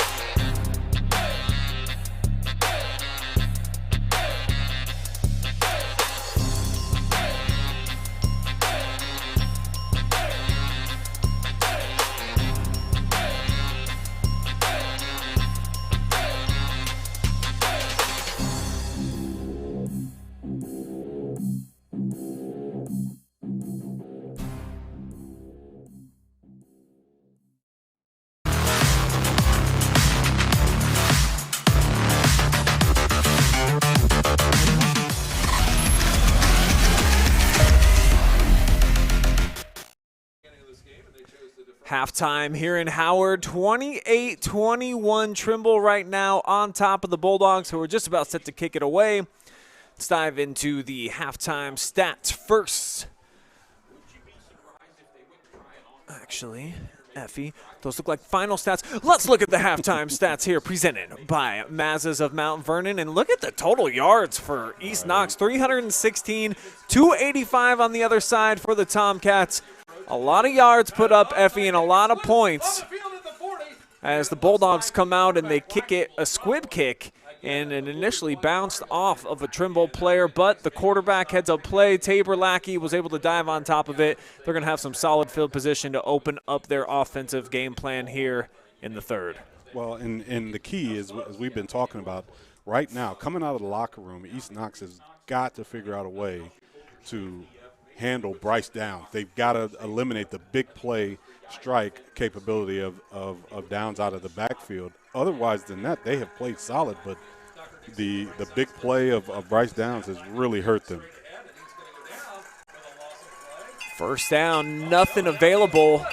Tomcats kept it moving a little bit. Looked like it might be a 1-yard loss. Instead, turns into a 1-yard gain, but the Dogs able to stop them. And it's kind of been that so far for the Trimble offense. Has been feast or famine. Right. They're either getting stopped for about no gain or a loss and or taking it all the way to the crib, F. So pretty big disparage. in what they're getting offensively. Right. I think you called it right, feast or famine for the Trimble offense.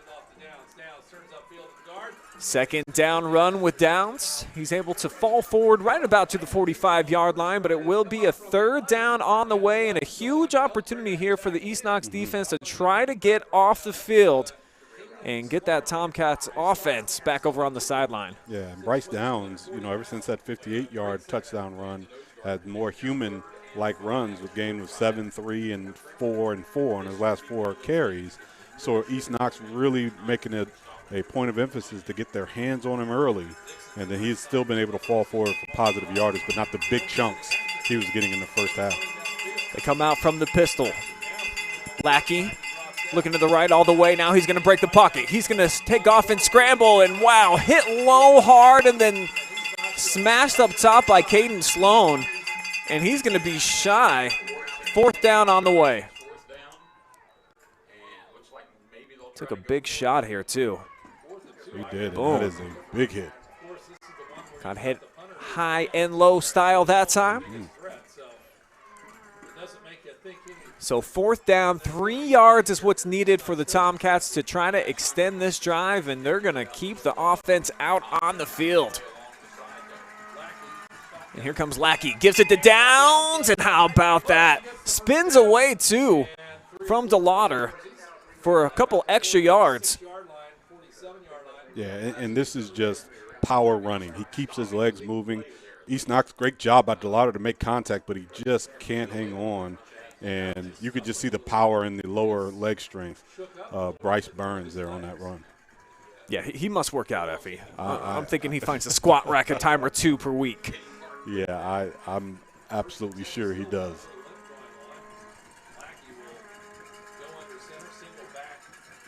See the Tomcats on a couple of occasions pick up fourth down conversions tonight.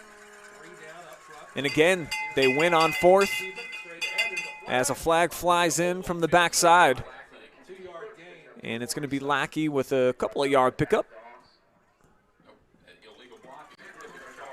But this one's going to be a chop block again going against the Tomcats. Wow. So they'll back it up, and that's the one element where they're kind of hurting themselves here tonight. Have had quite a few penalties. Yeah, and that chop blocking penalty it's a tough one, because generally when you're a running football team, the backside blockers are the ones who are really doing the cut blocking when you're trying to stop the backside pursuit. But a lot of times those front side linemen will engage with the backside, and that's what makes it a penalty. So, it's a tough penalty, but referees certainly have their eyes on that tonight if they've called it twice already.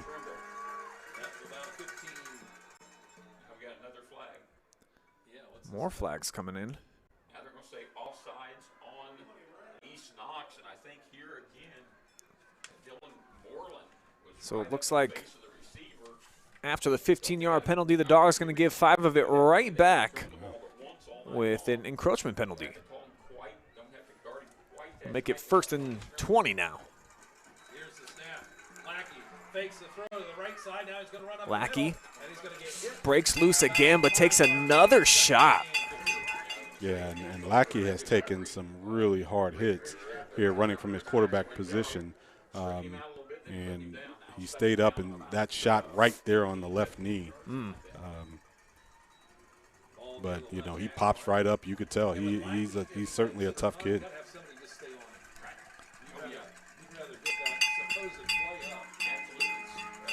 Tomcats break the huddle with 3 wide, 2 here to the near side. Lackey has thrown it just once tonight. Here is his second, and it's completed to Weiser. He gets beyond midfield, back to the original line of scrimmage, and it's going to be third down. And again, this is a gimme. Nobody's within 8 yards of the receiver. Pass and catch. Nice call. And simple for a team who clearly does not, throw the ball as often or as much. Well, they haven't had to tonight.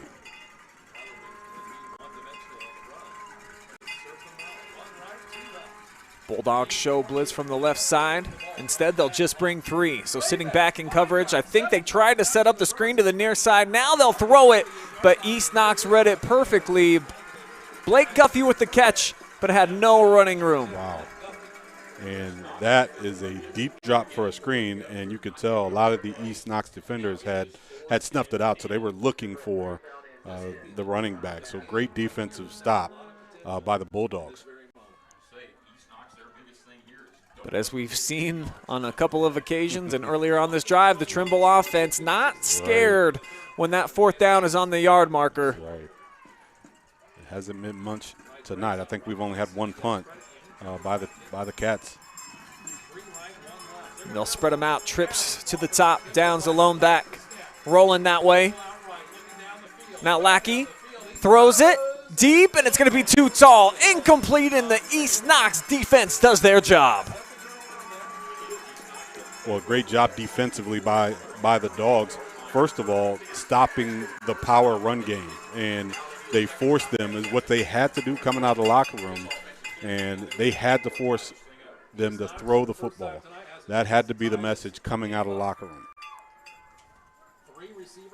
First down, East Knox quickly gets up to the line of scrimmage, looking to even the score here as Lester with the hard count gets him to jump. Wow. So Peyton Lester gets Trey Christie to come off the edge. And that is 6 penalties for the Tomcats that has really, really hurt them tonight, and gives it 1st and short for East Knox, who has been really, their quarterback has been in rhythm, and let's see what they do with this drive. They're going to keep it in the hands of their QB. Lester tries the left side and finds only about 2 yards on the game. And meanwhile, Effie, the other game on this side of the region, how about that halftime score? Wow. The top seed, Newark Catholic, all over Caldwell, 35-zip at the half. The winner between Trimble and East Knox is going to be running into a juggernaut. Wow, absolutely. On 2nd down, it's Lester again calling his own number after he faked it to the Lauder, and he's got enough to move the sticks. You know, great fake that time on the read option. He reads the defensive end, number 30, and pulls it, goes right off right in, falls forward, gets the 1st down. 15 first downs for the East Knox Bulldogs tonight. That was one of our keys to success. Move the chains. So far, they are checking that box. Can they find the end zone again? The offense has been hot. Swing it out here, Steinmetz. He's got a block from the outside. It was Bonham with a nice block. Open things up for a gain of about 7. Nice bubble screen concept. Now, if you notice in the first half, they had set them up with that faking the bubble screen and going deep. That time they left the bubble screen open for a nice 8-yard gain and an easy toss and catch for the quarterback. DeLauder the lone back. Trimble shows blitz. They'll bring it. They run right into the teeth of it, but DeLauder skips his way right through and gets down near the 25-yard line. It's going to be another Dogs first down. And a solid run by DeLauder. Great balance, great strength, and falls forward and gets another first down for the Dogs. And this is when they're at their best. They're able to do both. They can throw the ball effectively now. Now they've opened up some running lanes for DeLauder, and they're looking good on this first drive out of the half. 3 receivers to the left. They throw it back to the right. Shane Knepp turns it up with a head of speed back into the zone for the 3rd time tonight. Shane Knepp well over 100 yards. And the confetti flies again here in Howard. It's a 1-point game. Wow. Well, Shane Knepp runs a outstanding route, first of all, and Peyton Lester has been locked in, hit him right in the chest, and get great yard. He threw the ball in a place where he could catch it and run afterwards, which is a great skill for the quarterback as well. Oh. Wow, the PAT not good. It looked like Trimble got a piece of it. So 4:32 remaining in the 3rd quarter, and this pass right here has the Bulldogs back within a point. On the money. it's weird, but you get the feeling that missed extra point is going to mean something in this game. Oh, don't put that juju on him, Ricky Bobby. Come on now, F. But a really nice Probably drive. right, though. Right. Really nice drive, though, by the Bulldogs coming out of the locker room. And now they have added the balance. They're throwing the ball down the field. They're stretching the field with the throws on the perimeter and running power football. So they are clicking on all cylinders right now, and they've got a defensive stop. So right now, if you are Trimble, you have got to figure out they have made adjustments of that first drive. They're not just going to let Downs get the football and run all over him like he did in the first half. So now the East Knox Bulldogs defense has said, look, you're going to have to go to something else to win. So the adjustment now for Trimble is not necessarily – they don't necessarily have to pass the football, but they do they're going to have to open up their offense just a bit. Oh, and it's an onside kick. My. Looks like East Knox can get to it. There's dogs everywhere. Will they pile on top of it? No. Trimble somehow able to come up with possession. Wow. But you like the guts for the dogs. Wow. That would have been a huge, huge play. Great execution, and that ball had eyes, and the dogs just were not able to get it. But that was great execution on that onside kick.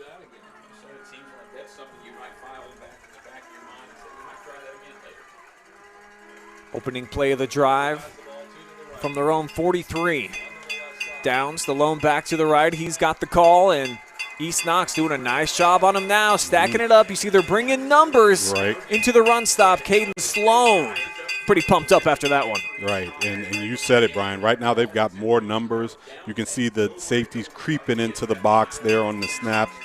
All eyes in the backfield for the East Knox Bulldogs, and they are going to force this team to pass the football or at least do something different if they're going to gain yardage.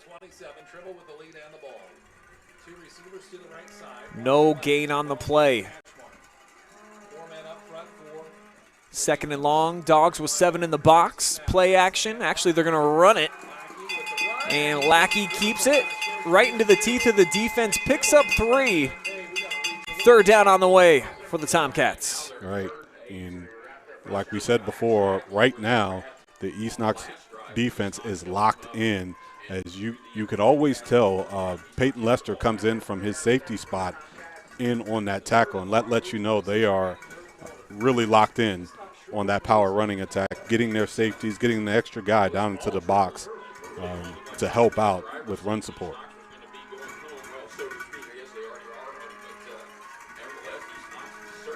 Big play on the way. Trimble needs 7. And they'll come with a counterattack. The Dogs got a piece of Downs. Boy, does he have some strong legs. Absolutely. Turned it into a 3-yard gain. But it will be 4th down again, and you already know. Offense staying out there. Yeah, Come on. It's nothing. Only need 4 yards this time. Right. Well, and that counter play, if you remember, that was one of the big runs. That was a 58-yard TD run for Downs in the first half. But that time the Dogs all over that counter play. They tried to get some flow to the strong side and give a handoff back, but East Knox all over at that time. And I stand corrected. The punt unit actually How out about there that? for Trimble from their own 49. And Downs is going to kick it away. It's going to be a low line driver. Knepp, the only player back for the Dogs, and he's going to let it come to rest at the 14-yard line. So Lester and company are going to have the football from inside their own 20, but they have scored on 4 straight possessions, if you don't count when they ran out of time before the second quarter came to a close. Well, and right now, if you're Trimble, right now you've got to figure out, and they have that last drive showed their balance. They were able to run the football, pass the football, and right now you've got to play solid defense. You cannot give up big plays, and your defense has got to come up big right now, or East Knox is going to continue to roll offensively. Play action, Lester zips it out. Here's Steinmetz. Makes a spin move, but they got him by the shoestring, and he's going to lose a few.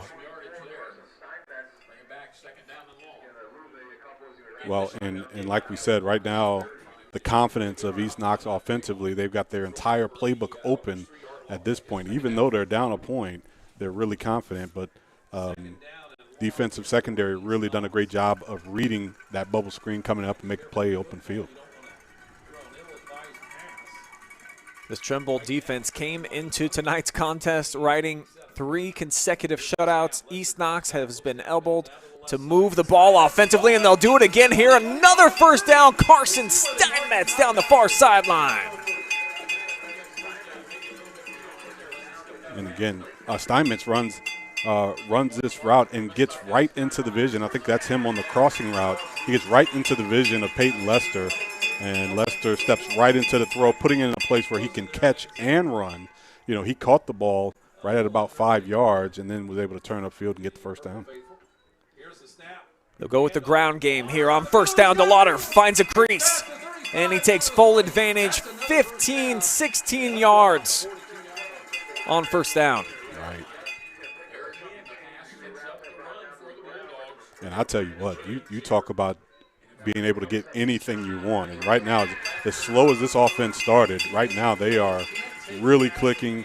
The rush game, the offensive line is controlling the line of scrimmage, and they can do whatever they want at this point. Blitz comes left side. Dogs pick it up, but not the entire time, as Lester has to try to escape, and he's not able to drop down in the backfield, sacked by Ethan Fullerton. Well, in that time, the Trimble defensive line just beat their man, number 50, Cole Wright, just beat his man and got into the backfield and made that play on Peyton Lester. Called his number several times tonight. Lester thought that he had him with the hard count again, as we're under 30 seconds to go. Fast-moving third quarter. 23 seconds, play clock down to 7. And Lester takes the snap with 3 showing on the play clock. Looks right, comes back left. They're going to throw it to Steinmetz. Had a big burst out to the 45-yard line. And that likely will be the final play of the third quarter. And it will be. What a game we have here, folks, for the right to move on to the third round of the postseason. East Knox football, they trail by 1 when we return. Fourth quarter action on the way.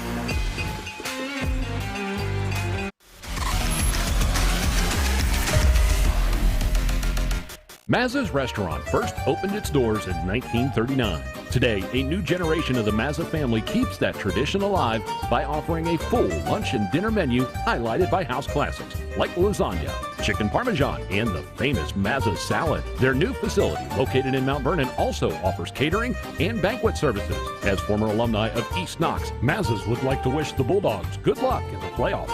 Visit Mazzas.com for weekly specials and info and make Mazza's your new dining destination. Are you looking for a solid career, job security, great pay, and rapid advancement? An important role with a global leader that invests in state-of-the-art technology, develops world-class solutions, and is committed to a cleaner tomorrow? Yeah, we have just what you're looking for.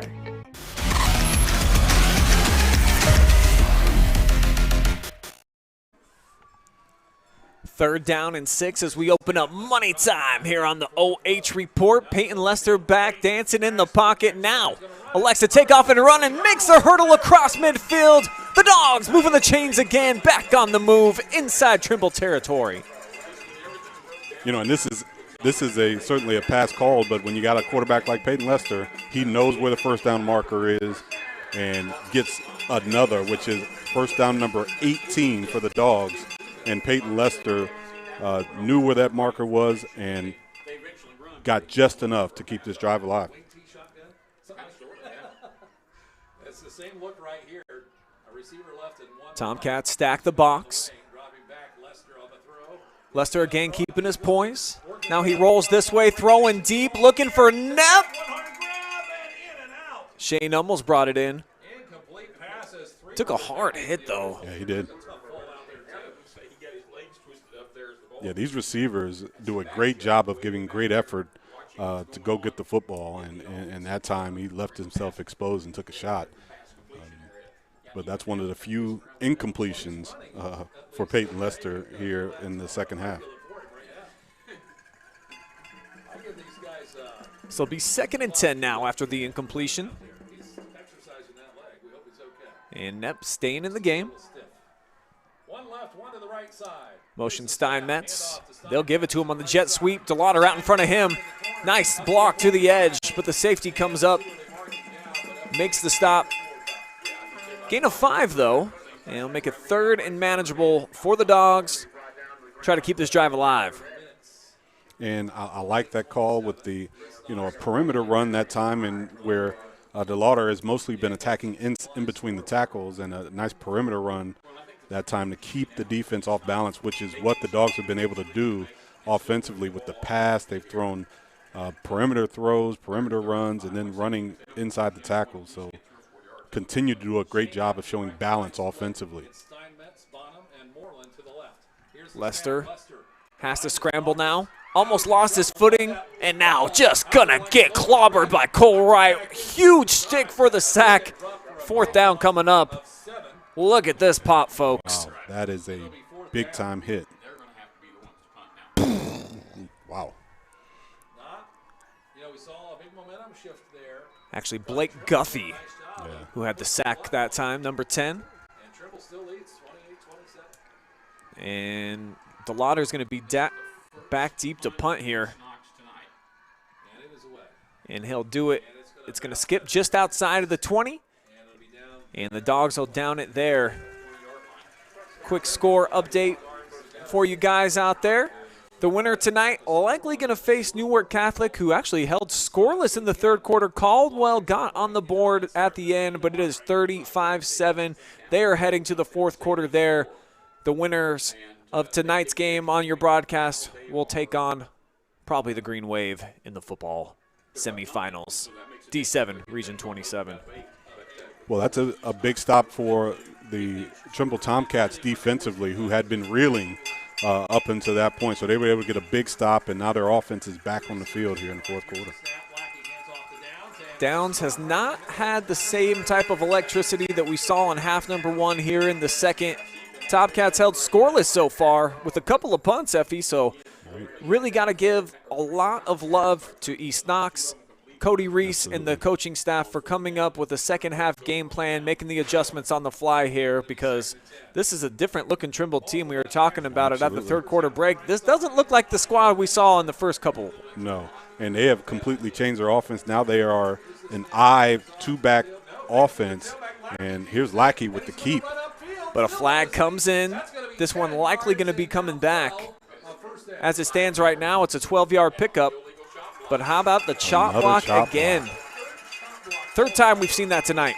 Well, I will tell you this, Brian. Sometimes when you get a team that has come from as far away as they have, elements of the games get called differently in different regions. And I know this, coaching basketball, I know anytime we go up north in the Toledo area to play, it was like they always let you play. Like the little reaches that they call around here, they never called there. So it's officials call things differently in different areas, and clearly Trimble, this is something, a part of their blocking scheme, but they're going to have to adjust because these penalties are really hurting.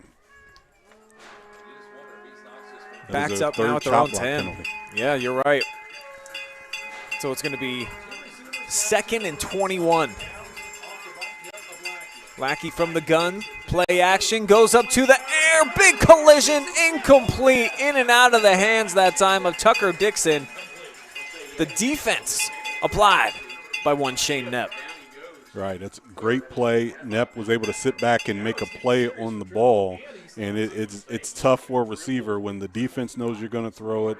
They know you got to throw it, and the safeties can sit back and just distinguish what's going to happen, and he ran the post right at the safety that time, and he was able to make a big play on it defensively. Trimble has rarely faced a obvious passing situation tonight. This certainly would qualify. 3rd down, 21. Dogs looking to get after him with that defensive front. They'll just bring 3. The pocket moves, and it looks like East Knox going to get to him. Thrown out to Downs. They're going to say incomplete, but thrown well behind the line of scrimmage. that was dangerously close to being a safety. I think his toe was on the goal line when he throws that ball. And had he not let it go, that might have been a safety. But luckily for Trimble, he was able to get it off. Just a couple of inches away there. He did throw it forward, so it was the correct call on the field. But, boy, living dangerously back there in your own end zone. Downs back to punt. Knepp's waiting for it at the Trimble 43.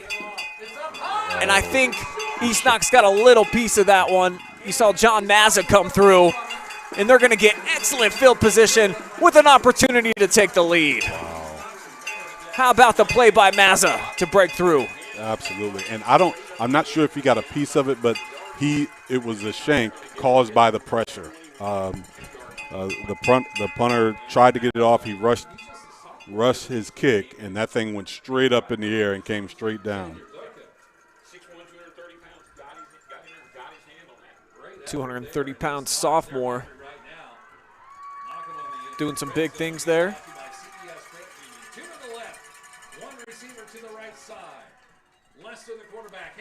Lester hands off to DeLauder.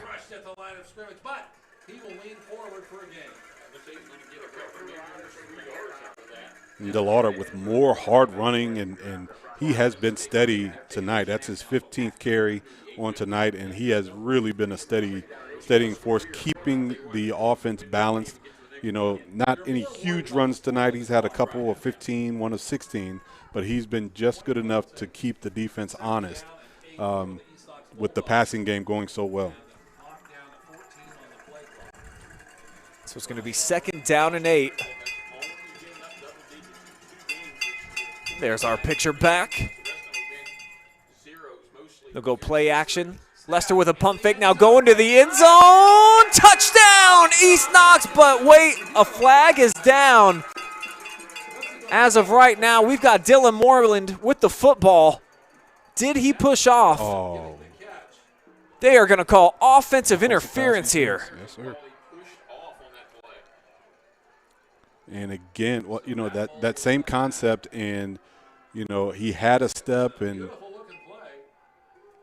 that would be interesting to see. That is a tough call. I was watching that route, and I didn't see if he did push. It wasn't a huge push, but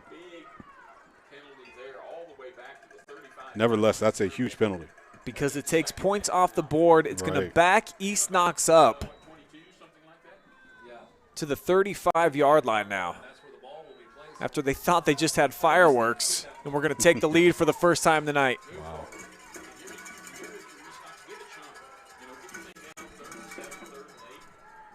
So 2nd and 23. Lester sets up the screenplay well. DeLauder cuts back upfield, and he's going to be pushed forward out to about the 27-yard line. So they got a lot of that penalty yardage back. Take another look at that last play, though, Effie, and this is what they called offensive interference. Wow. That's brutal. That is a tough one. Yikes. That is a tough one. He's a step and a half behind the defender. Maybe bumped him with his elbow, but that is a tough call.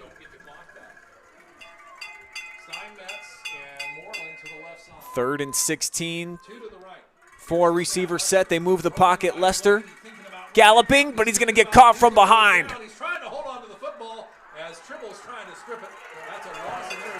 Flags come in late. Peyton Lester's hurt. I think they're going to call unnecessary roughness on Trimble. And it's a very loved call here in Howard. Wow. Tabor Lackey, you know, picked him up and body slammed him. I think it was after the whistle. That's the issue with it. I think it was after the whistle. And, boy, that is a huge call. So East Knox catches a big break.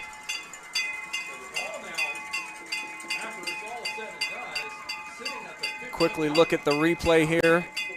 And it is still 4th down.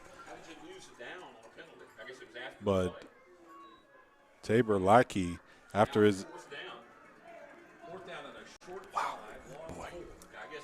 little bit ticky-tack. Yeah, you know, it was a long whistle, and, boy, tough calls here. Tough call.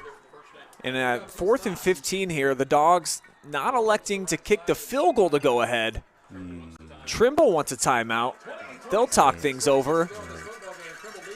And the kicking game's not real strong for EKFE. But at the same time, well, I guess it's 4th and 4. I'm sorry, they had it up on the scoreboard that it was 14. So, okay, a much more manageable situation here. And at this point, you know, they have run the ball effectively. Their short passing game has been positive. So right now, again, even though it's 4th down, you're confident in your play call here to get 4 yards inside the red zone. Normal circumstances, maybe you try a field goal if you've got a solid kicking game. But right now, I would have more confidence in my quarterback, my running back, and my receivers than a kicker who has not kicked a field goal yet tonight. So we will see what they call here. But the big thing for Trimble is they've got a huge opportunity, you know, under 7 minutes to play here in the fourth quarter. If they can make another play, they've made some plays here in the backfield. They've gotten the backfield against this offense in this drive. So if they can make a play here, that would be huge, a huge turn of events here in the fourth quarter. Dogs from the Trimble 17-yard line. Lester rolls left, jump pass, and it's going to come up short. Intended for DeLauder. Had he caught it, he was going to be right at the line to gain. Instead, Dogs going to turn it over on downs. Well, and I tell you what, Brian, what has happened on all the 4th downs for East Knox, they have went to the rollout, which is a smart play because it gives Peyton Lester the opportunity to run if nothing's there. But that time, the Trimble defense, their defensive end came straight up the field and cut off the perimeter and made Peyton Lester pull up, and he had to throw before he was ready. So great defensive call and was able to get their defense off the field. Tomcats have done almost nothing offensively in the second half. When it matters most, can they get it going? Here's the guy that can do it. Downs running downhill like he always does. 10-yard gainer. They'll get a fresh set. Wow. And Bryce Downs, like, you know, don't forget about me here. So, you know, he is still a huge weapon out of the backfield. And he's had some carries, and it's been a while since we've seen him break off a long run. But we all know he is certainly capable. So right now, the Tomcats back in their original offensive set. They're not in the eye. They've decided they are going to play the way they play and see what happens here. 3-3 stack here for the East Knox defense. And the play clock all the way down to 1 before they hike it. Downs with the call again, driven backwards this time. He picks up 2. But the Dogs defense, again, doing their job, handling the run. And being disciplined in their assignments. And, you know, nobody is trying to play bigger than their position right now. You can tell they're playing really disciplined. They're playing in their 3-3, and they're not playing one side heavier than the other. They've got great balance defensively. Right now, they know they're in a position they just got to keep the ball in front of them and keep Bryce Downs from breaking off any big plays. And how about the clock management from Lackey again? Play clock all the way down to 3 before he takes the snap. He's running all the way left side, in behind his running back, puts down his head, drives forward. They're going to move the chains again. Wow. Now, we've been talking about Peyton Lester doing what had to be done from the quarterback position. How about Tabor Lackey making sure his team continues this drive, puts his head down? He had contact about 4 yards into that run, and he just drug defenders for another 4 to get the first down. The senior signal caller trying to milk away as much clock as humanly possible. That missed extra point of the Bulldogs here in the second half looming large right now. Play clock again, down to 2. Lackey takes it with 1. In behind Downs, and just look at the feet, never stop moving as he got crunched, but then still picked up about 2. Right. And right now they're running their rushing attack, and they are running the clock down, and this is how, you know, they came into the game with this power rushing attack, and this is the way they would like to close this game. They would like to close this game, points or not, but with the ball in their possession, driving the football. They'll break the huddle again, 4 wide. Downs the lone back, 2nd and 7 on the way. Dogs with 6 in the box. They'll keep it in the hands of Downs, who spins his way through traffic. Mazza grabbed him, helped rip him down to the turf at the 46. The amount of yards they get after contact is really huge. Both of these runners, everybody in the stadium knows what they're going to do, but they are still able to, after contact, spin forward and drive the legs to fall forward for good yardage. And they are going to force East Knox. They want to force them to start burning those timeouts. Dogs still with all 3 in their back pocket. Trimble needs 2. It has got loud here at Chet Looney, and I think we're going to get a false start on the right tackle. Connor Wooten moved early. Wow. Big penalty. That is the 9th penalty for the Tomcats tonight, and that was a big one because, number one, it stops the clock, and also it takes you back from a 3rd and short to now a 3rd and medium, so it certainly could change the play call. Man comes in motion left to right. They pitch it to Downs. Downs has to cut back in, and the Dogs swarm him and drop him down. Big pop on the play by Blake Bottom with the first contact. 4th down.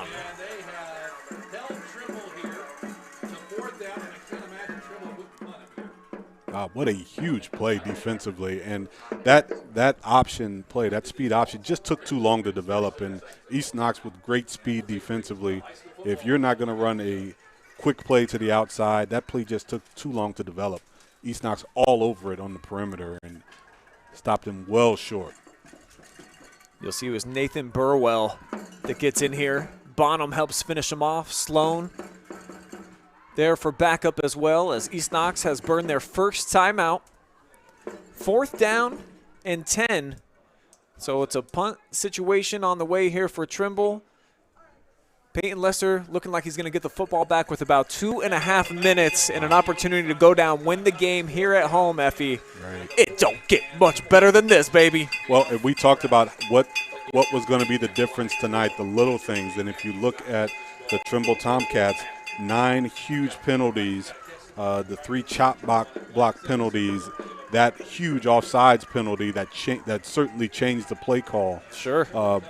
For Trimble there could turn out to be the difference. But right now, after this punt, Peyton Lester and the rhythm that their offense has been in, they've got to be really confident. They're going to have 2 timeouts to work with.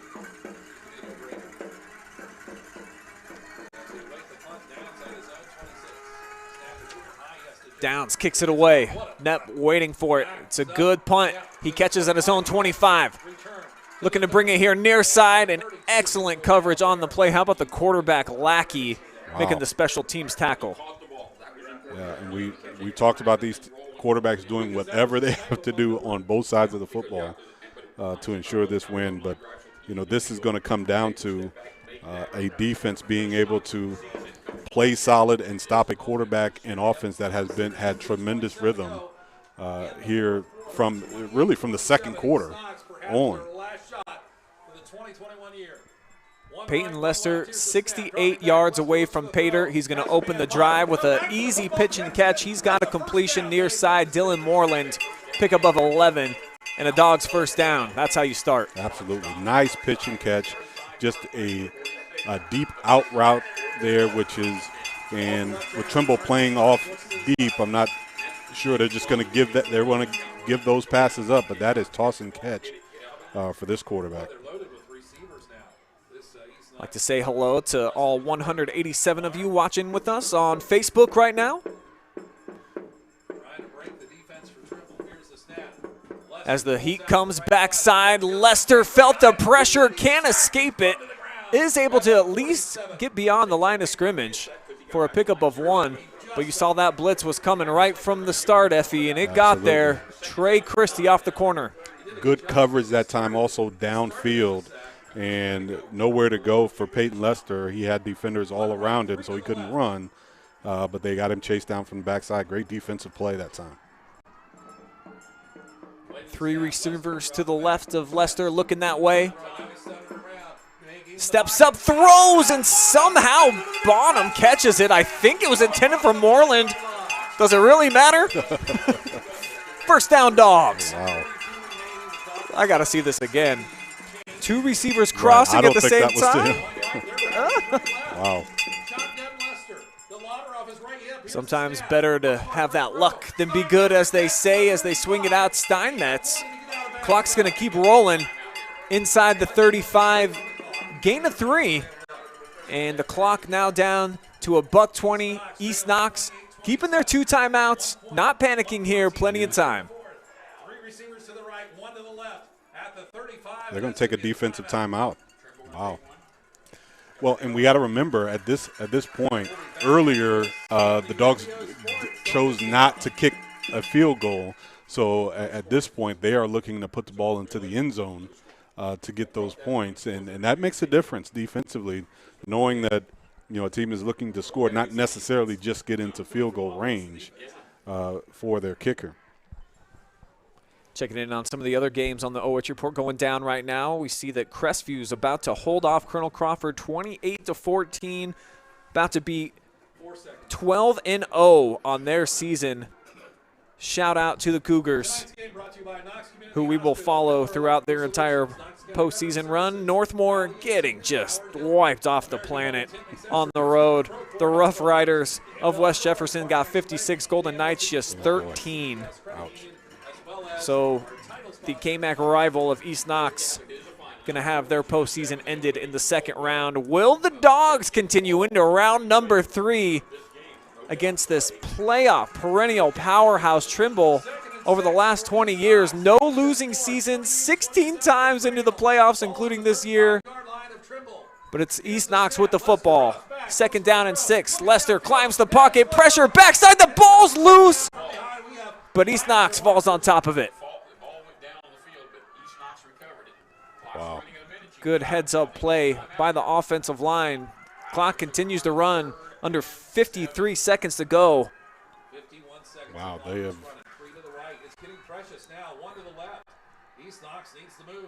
Lester takes the snap. Blitz comes. He loads up, throwing deep. He's got Shane Knepp. Oh my gosh, he made the catch and he rolls into the end zone. The Bulldogs take the lead for the first time tonight. 38 seconds on the clock. Shane Knepp for the 4th time in the game.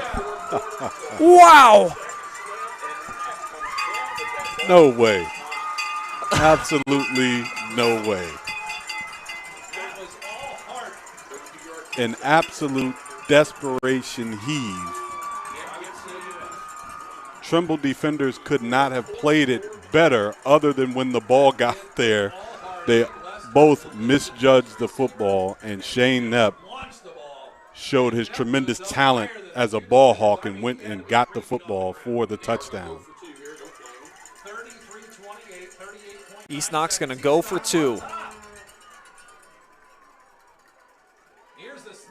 Big set in. They throw it back. Moreland, he's in there. So the Dogs go on top, 35-28. Let's watch the touchdown one more time. Wow.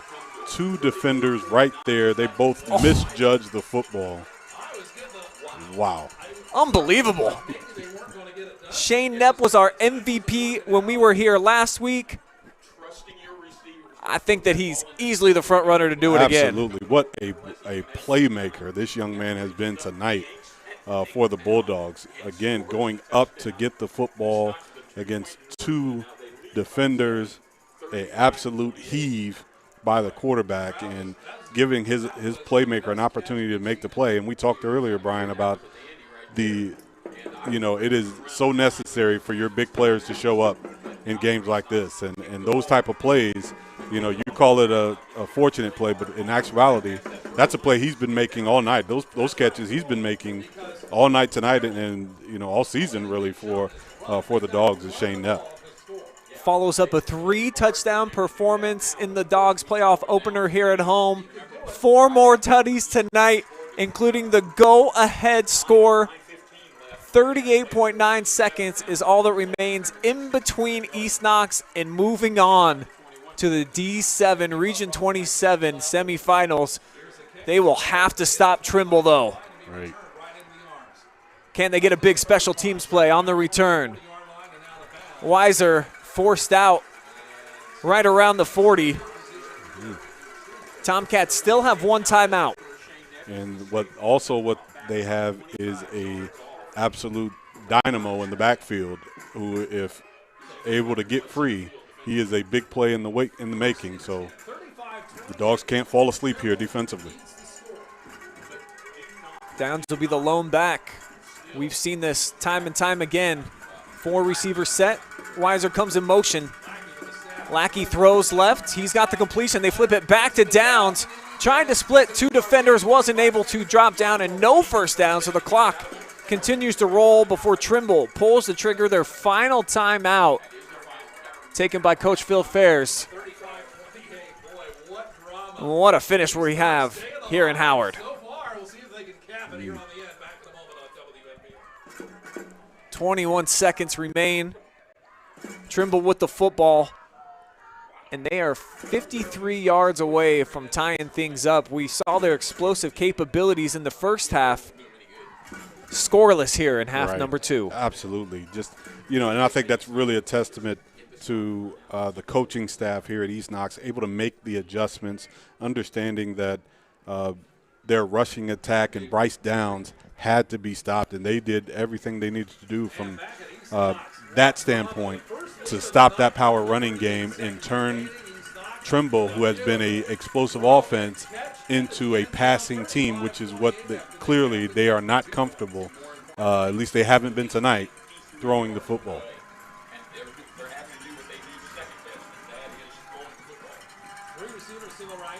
Second down, 3, Lackey all by himself. No pressure whatsoever. Got an eternity. Now he looks to scramble, throws, and it's going to be incomplete, falling at the feet of Austin Weiser. And a lot of time came off the clock there. 3rd down, 15 ticks is all that's left. And at this point, you got to work the sidelines. I am not sure, just based on a couple throws we've seen, I'm not sure if Lackey can get it to the end zone on one heave. So you've got to get some positive yardage here with under 16 seconds to play.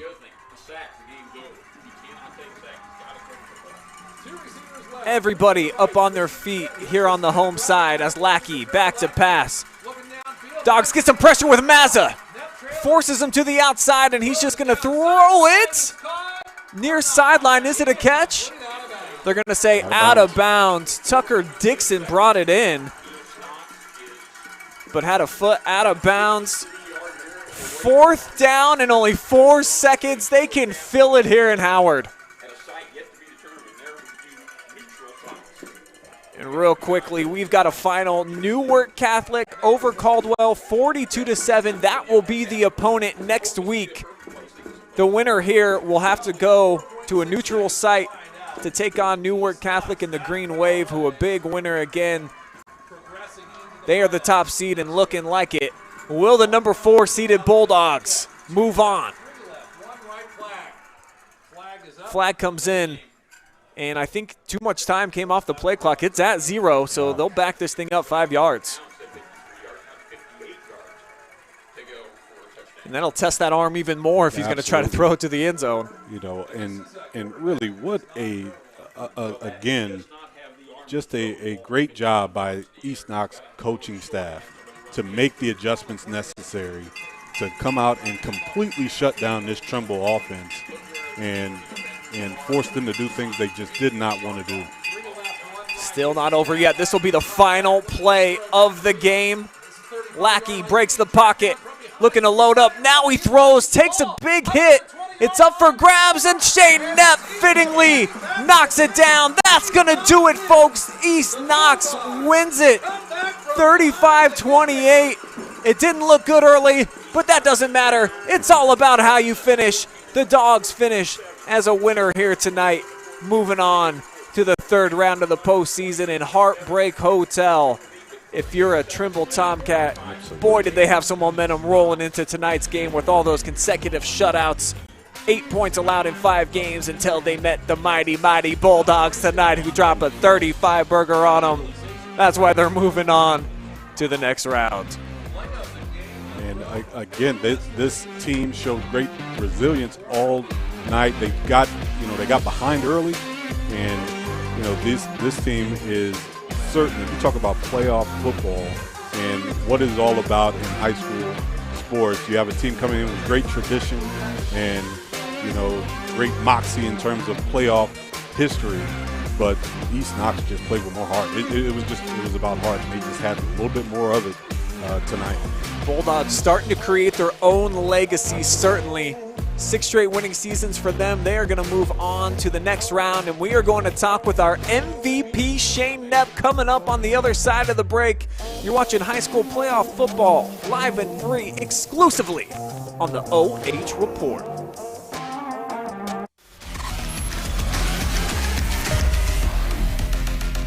Hospital delivers with 3 fellowship-trained surgeons and coveted national rankings for 4 years running, all to help you beat the pain and heal faster. At Knox Community Hospital, we're elevating care.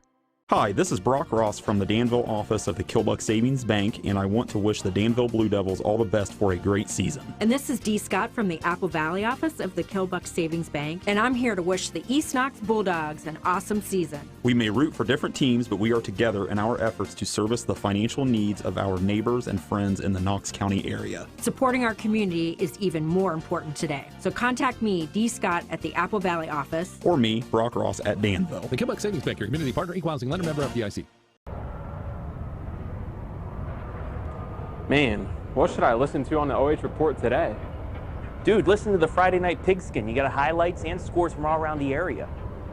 The OH Report podcast has more than just football. No, listen to the Pigskin. The Pigskin. Podcast. Pigskin. Pigskin. Podcast. Pigskin. Why not podcast. both? Pigskin. Podcast. Dude, clean your ears out, man. Bro, there's so much space in here.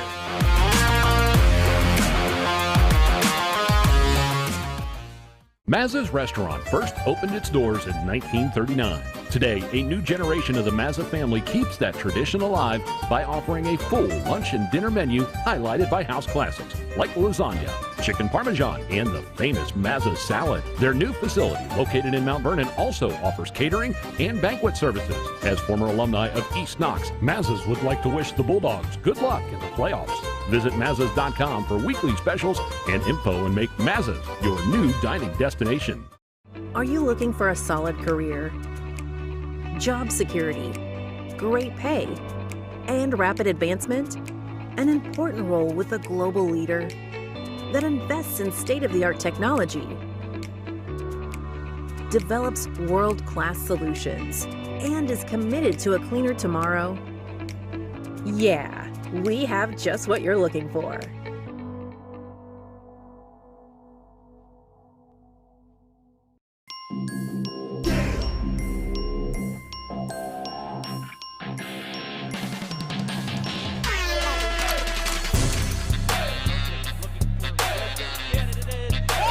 Goodness, what a catch!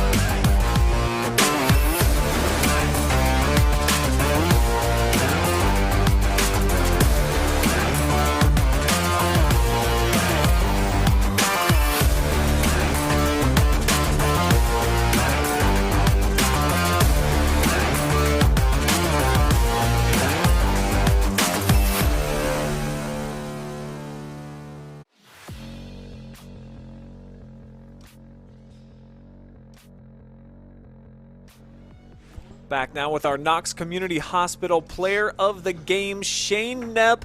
4 times you got into the end zone, buddy, but none were bigger than that game winner. Take me through that play. What was the call, and did you think that you were just going to get the ball thrown up to you? The play was just go switch, and I kind of expected it to come to me just how the night was going, but I didn't see it going like that, but it was great. Great moment. What a connection you and Peyton Lester had tonight. Did it just feel like every time you ran a route, you were going to get open and you were going to get the ball thrown to you? Oh, yeah. I don't know. I just felt like I was running my routes hard, and Pete was just throwing perfect balls the whole time. And I felt like he was targeting me a lot, so I felt that pressure to just keep running my routes hard and just not drop the ball. Yeah, you had a phenomenal performance offensively, of course, with the 4 touchdowns, but defensively is how you guys got back into the game. Trimble gashing you in that first half. Big play after big play, all the explosive fireworks that they had. And then you shut them out in half number 2. In your opinion, what changed? What did you guys do better? I think we got more physical. Trimble's an extremely physical team, and they were just beating us up the first half. And I think we came out and started playing at their level, and then that's when we found success. Did you feel like maybe a little bit at the very beginning of the game that for you guys, you know, this is a Gloucester Trimble team. They've been in the playoffs every single season, 11 straight, and what they've been doing with all the shutouts. Do you feel like you were intimidated just a little bit at the begining? I don't think we were intimidated. I think we knew they were going to be a great team, and, I mean, they were physical. They were, oh, man, they could just play football. It was great. But I think coming into it, you know, we started really slow, so I think we were maybe a little bit scared, but when we finally got to it, that's when we started playing ball. Well, you guys are going to be moving on to round 3 of the playoffs. You get to play Newark Catholic, the #1 seed. They were a big winner over Caldwell tonight. How cool is it just knowing that you and your brothers, and especially the senior class, you guys are advancing. You got a chance to take out the #1 seed, get close to another regional championship. Yeah, it's a great opportunity, and we'll just have to do it all over again, hopefully. All right, Shane Knepp, our Knox Community Hospital player of the game, 4 touchdowns and the game winner with just 37 seconds left. Anybody you want to shout out who's out there watching from Bulldog Nation? Just all our fans that came and supported, and all the coaches. All right, congratulations, bro. Awesome game. Thank you. All right, we're going to take one last time out. We'll be right back. Wrap things up with final stats.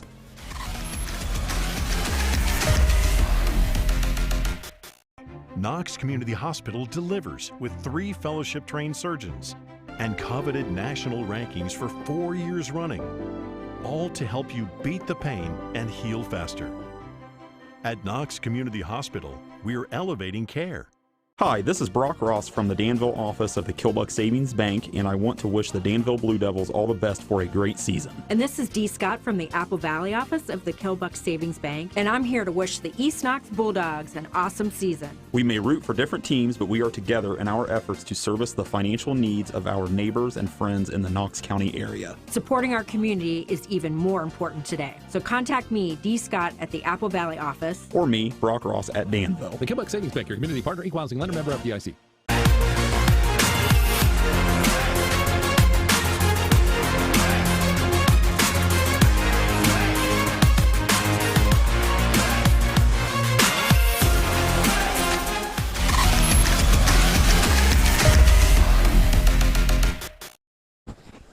All right, Brian Skrosky, Effie James back with you guys to close things out here from Chet Looney Stadium.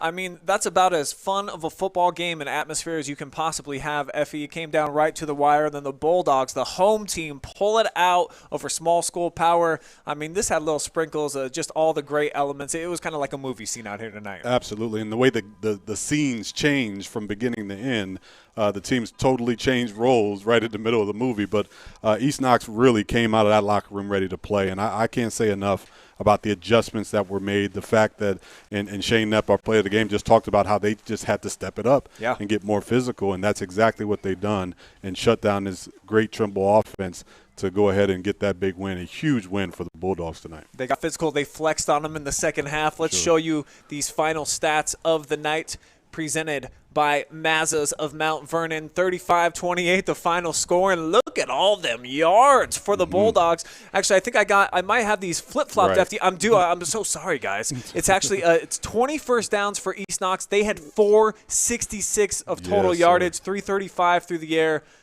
It was unbelievable the way that they were able to move the chains, stay ahead too, and then finally break through with that big touchdown. Well, and one of the things, Brian, is if we notice from the second quarter on, they were able to move the football. That first quarter, it was really bad for them. But after that is when Peyton Lester got into a rhythm passing the football. Then they incorporate the run game after halftime. So they were wide open, and their offense was just unstoppable tonight after that first quarter.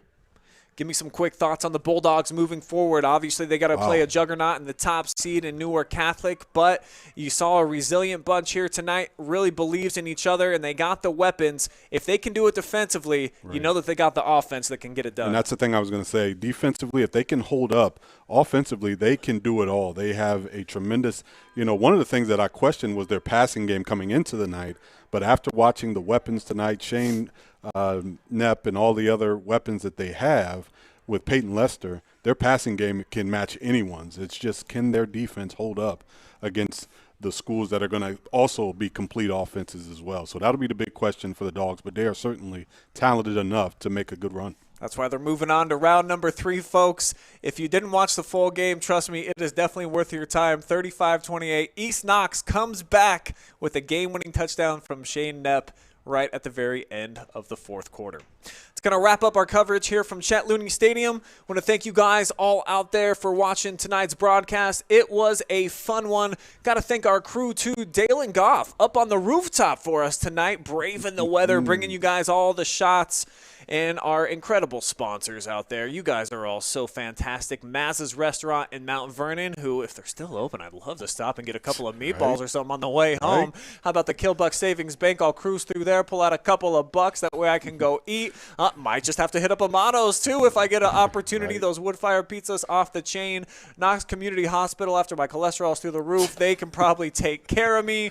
Those are all of our awesome, generous sponsors that bring you live and free high school football here on the OH Report. For Effie James, I'm Brian Skoronsky. Thanks for watching. Guess what? Dogs ain't done. We'll see you again next Saturday night for more playoff football. Till then, so long, folks.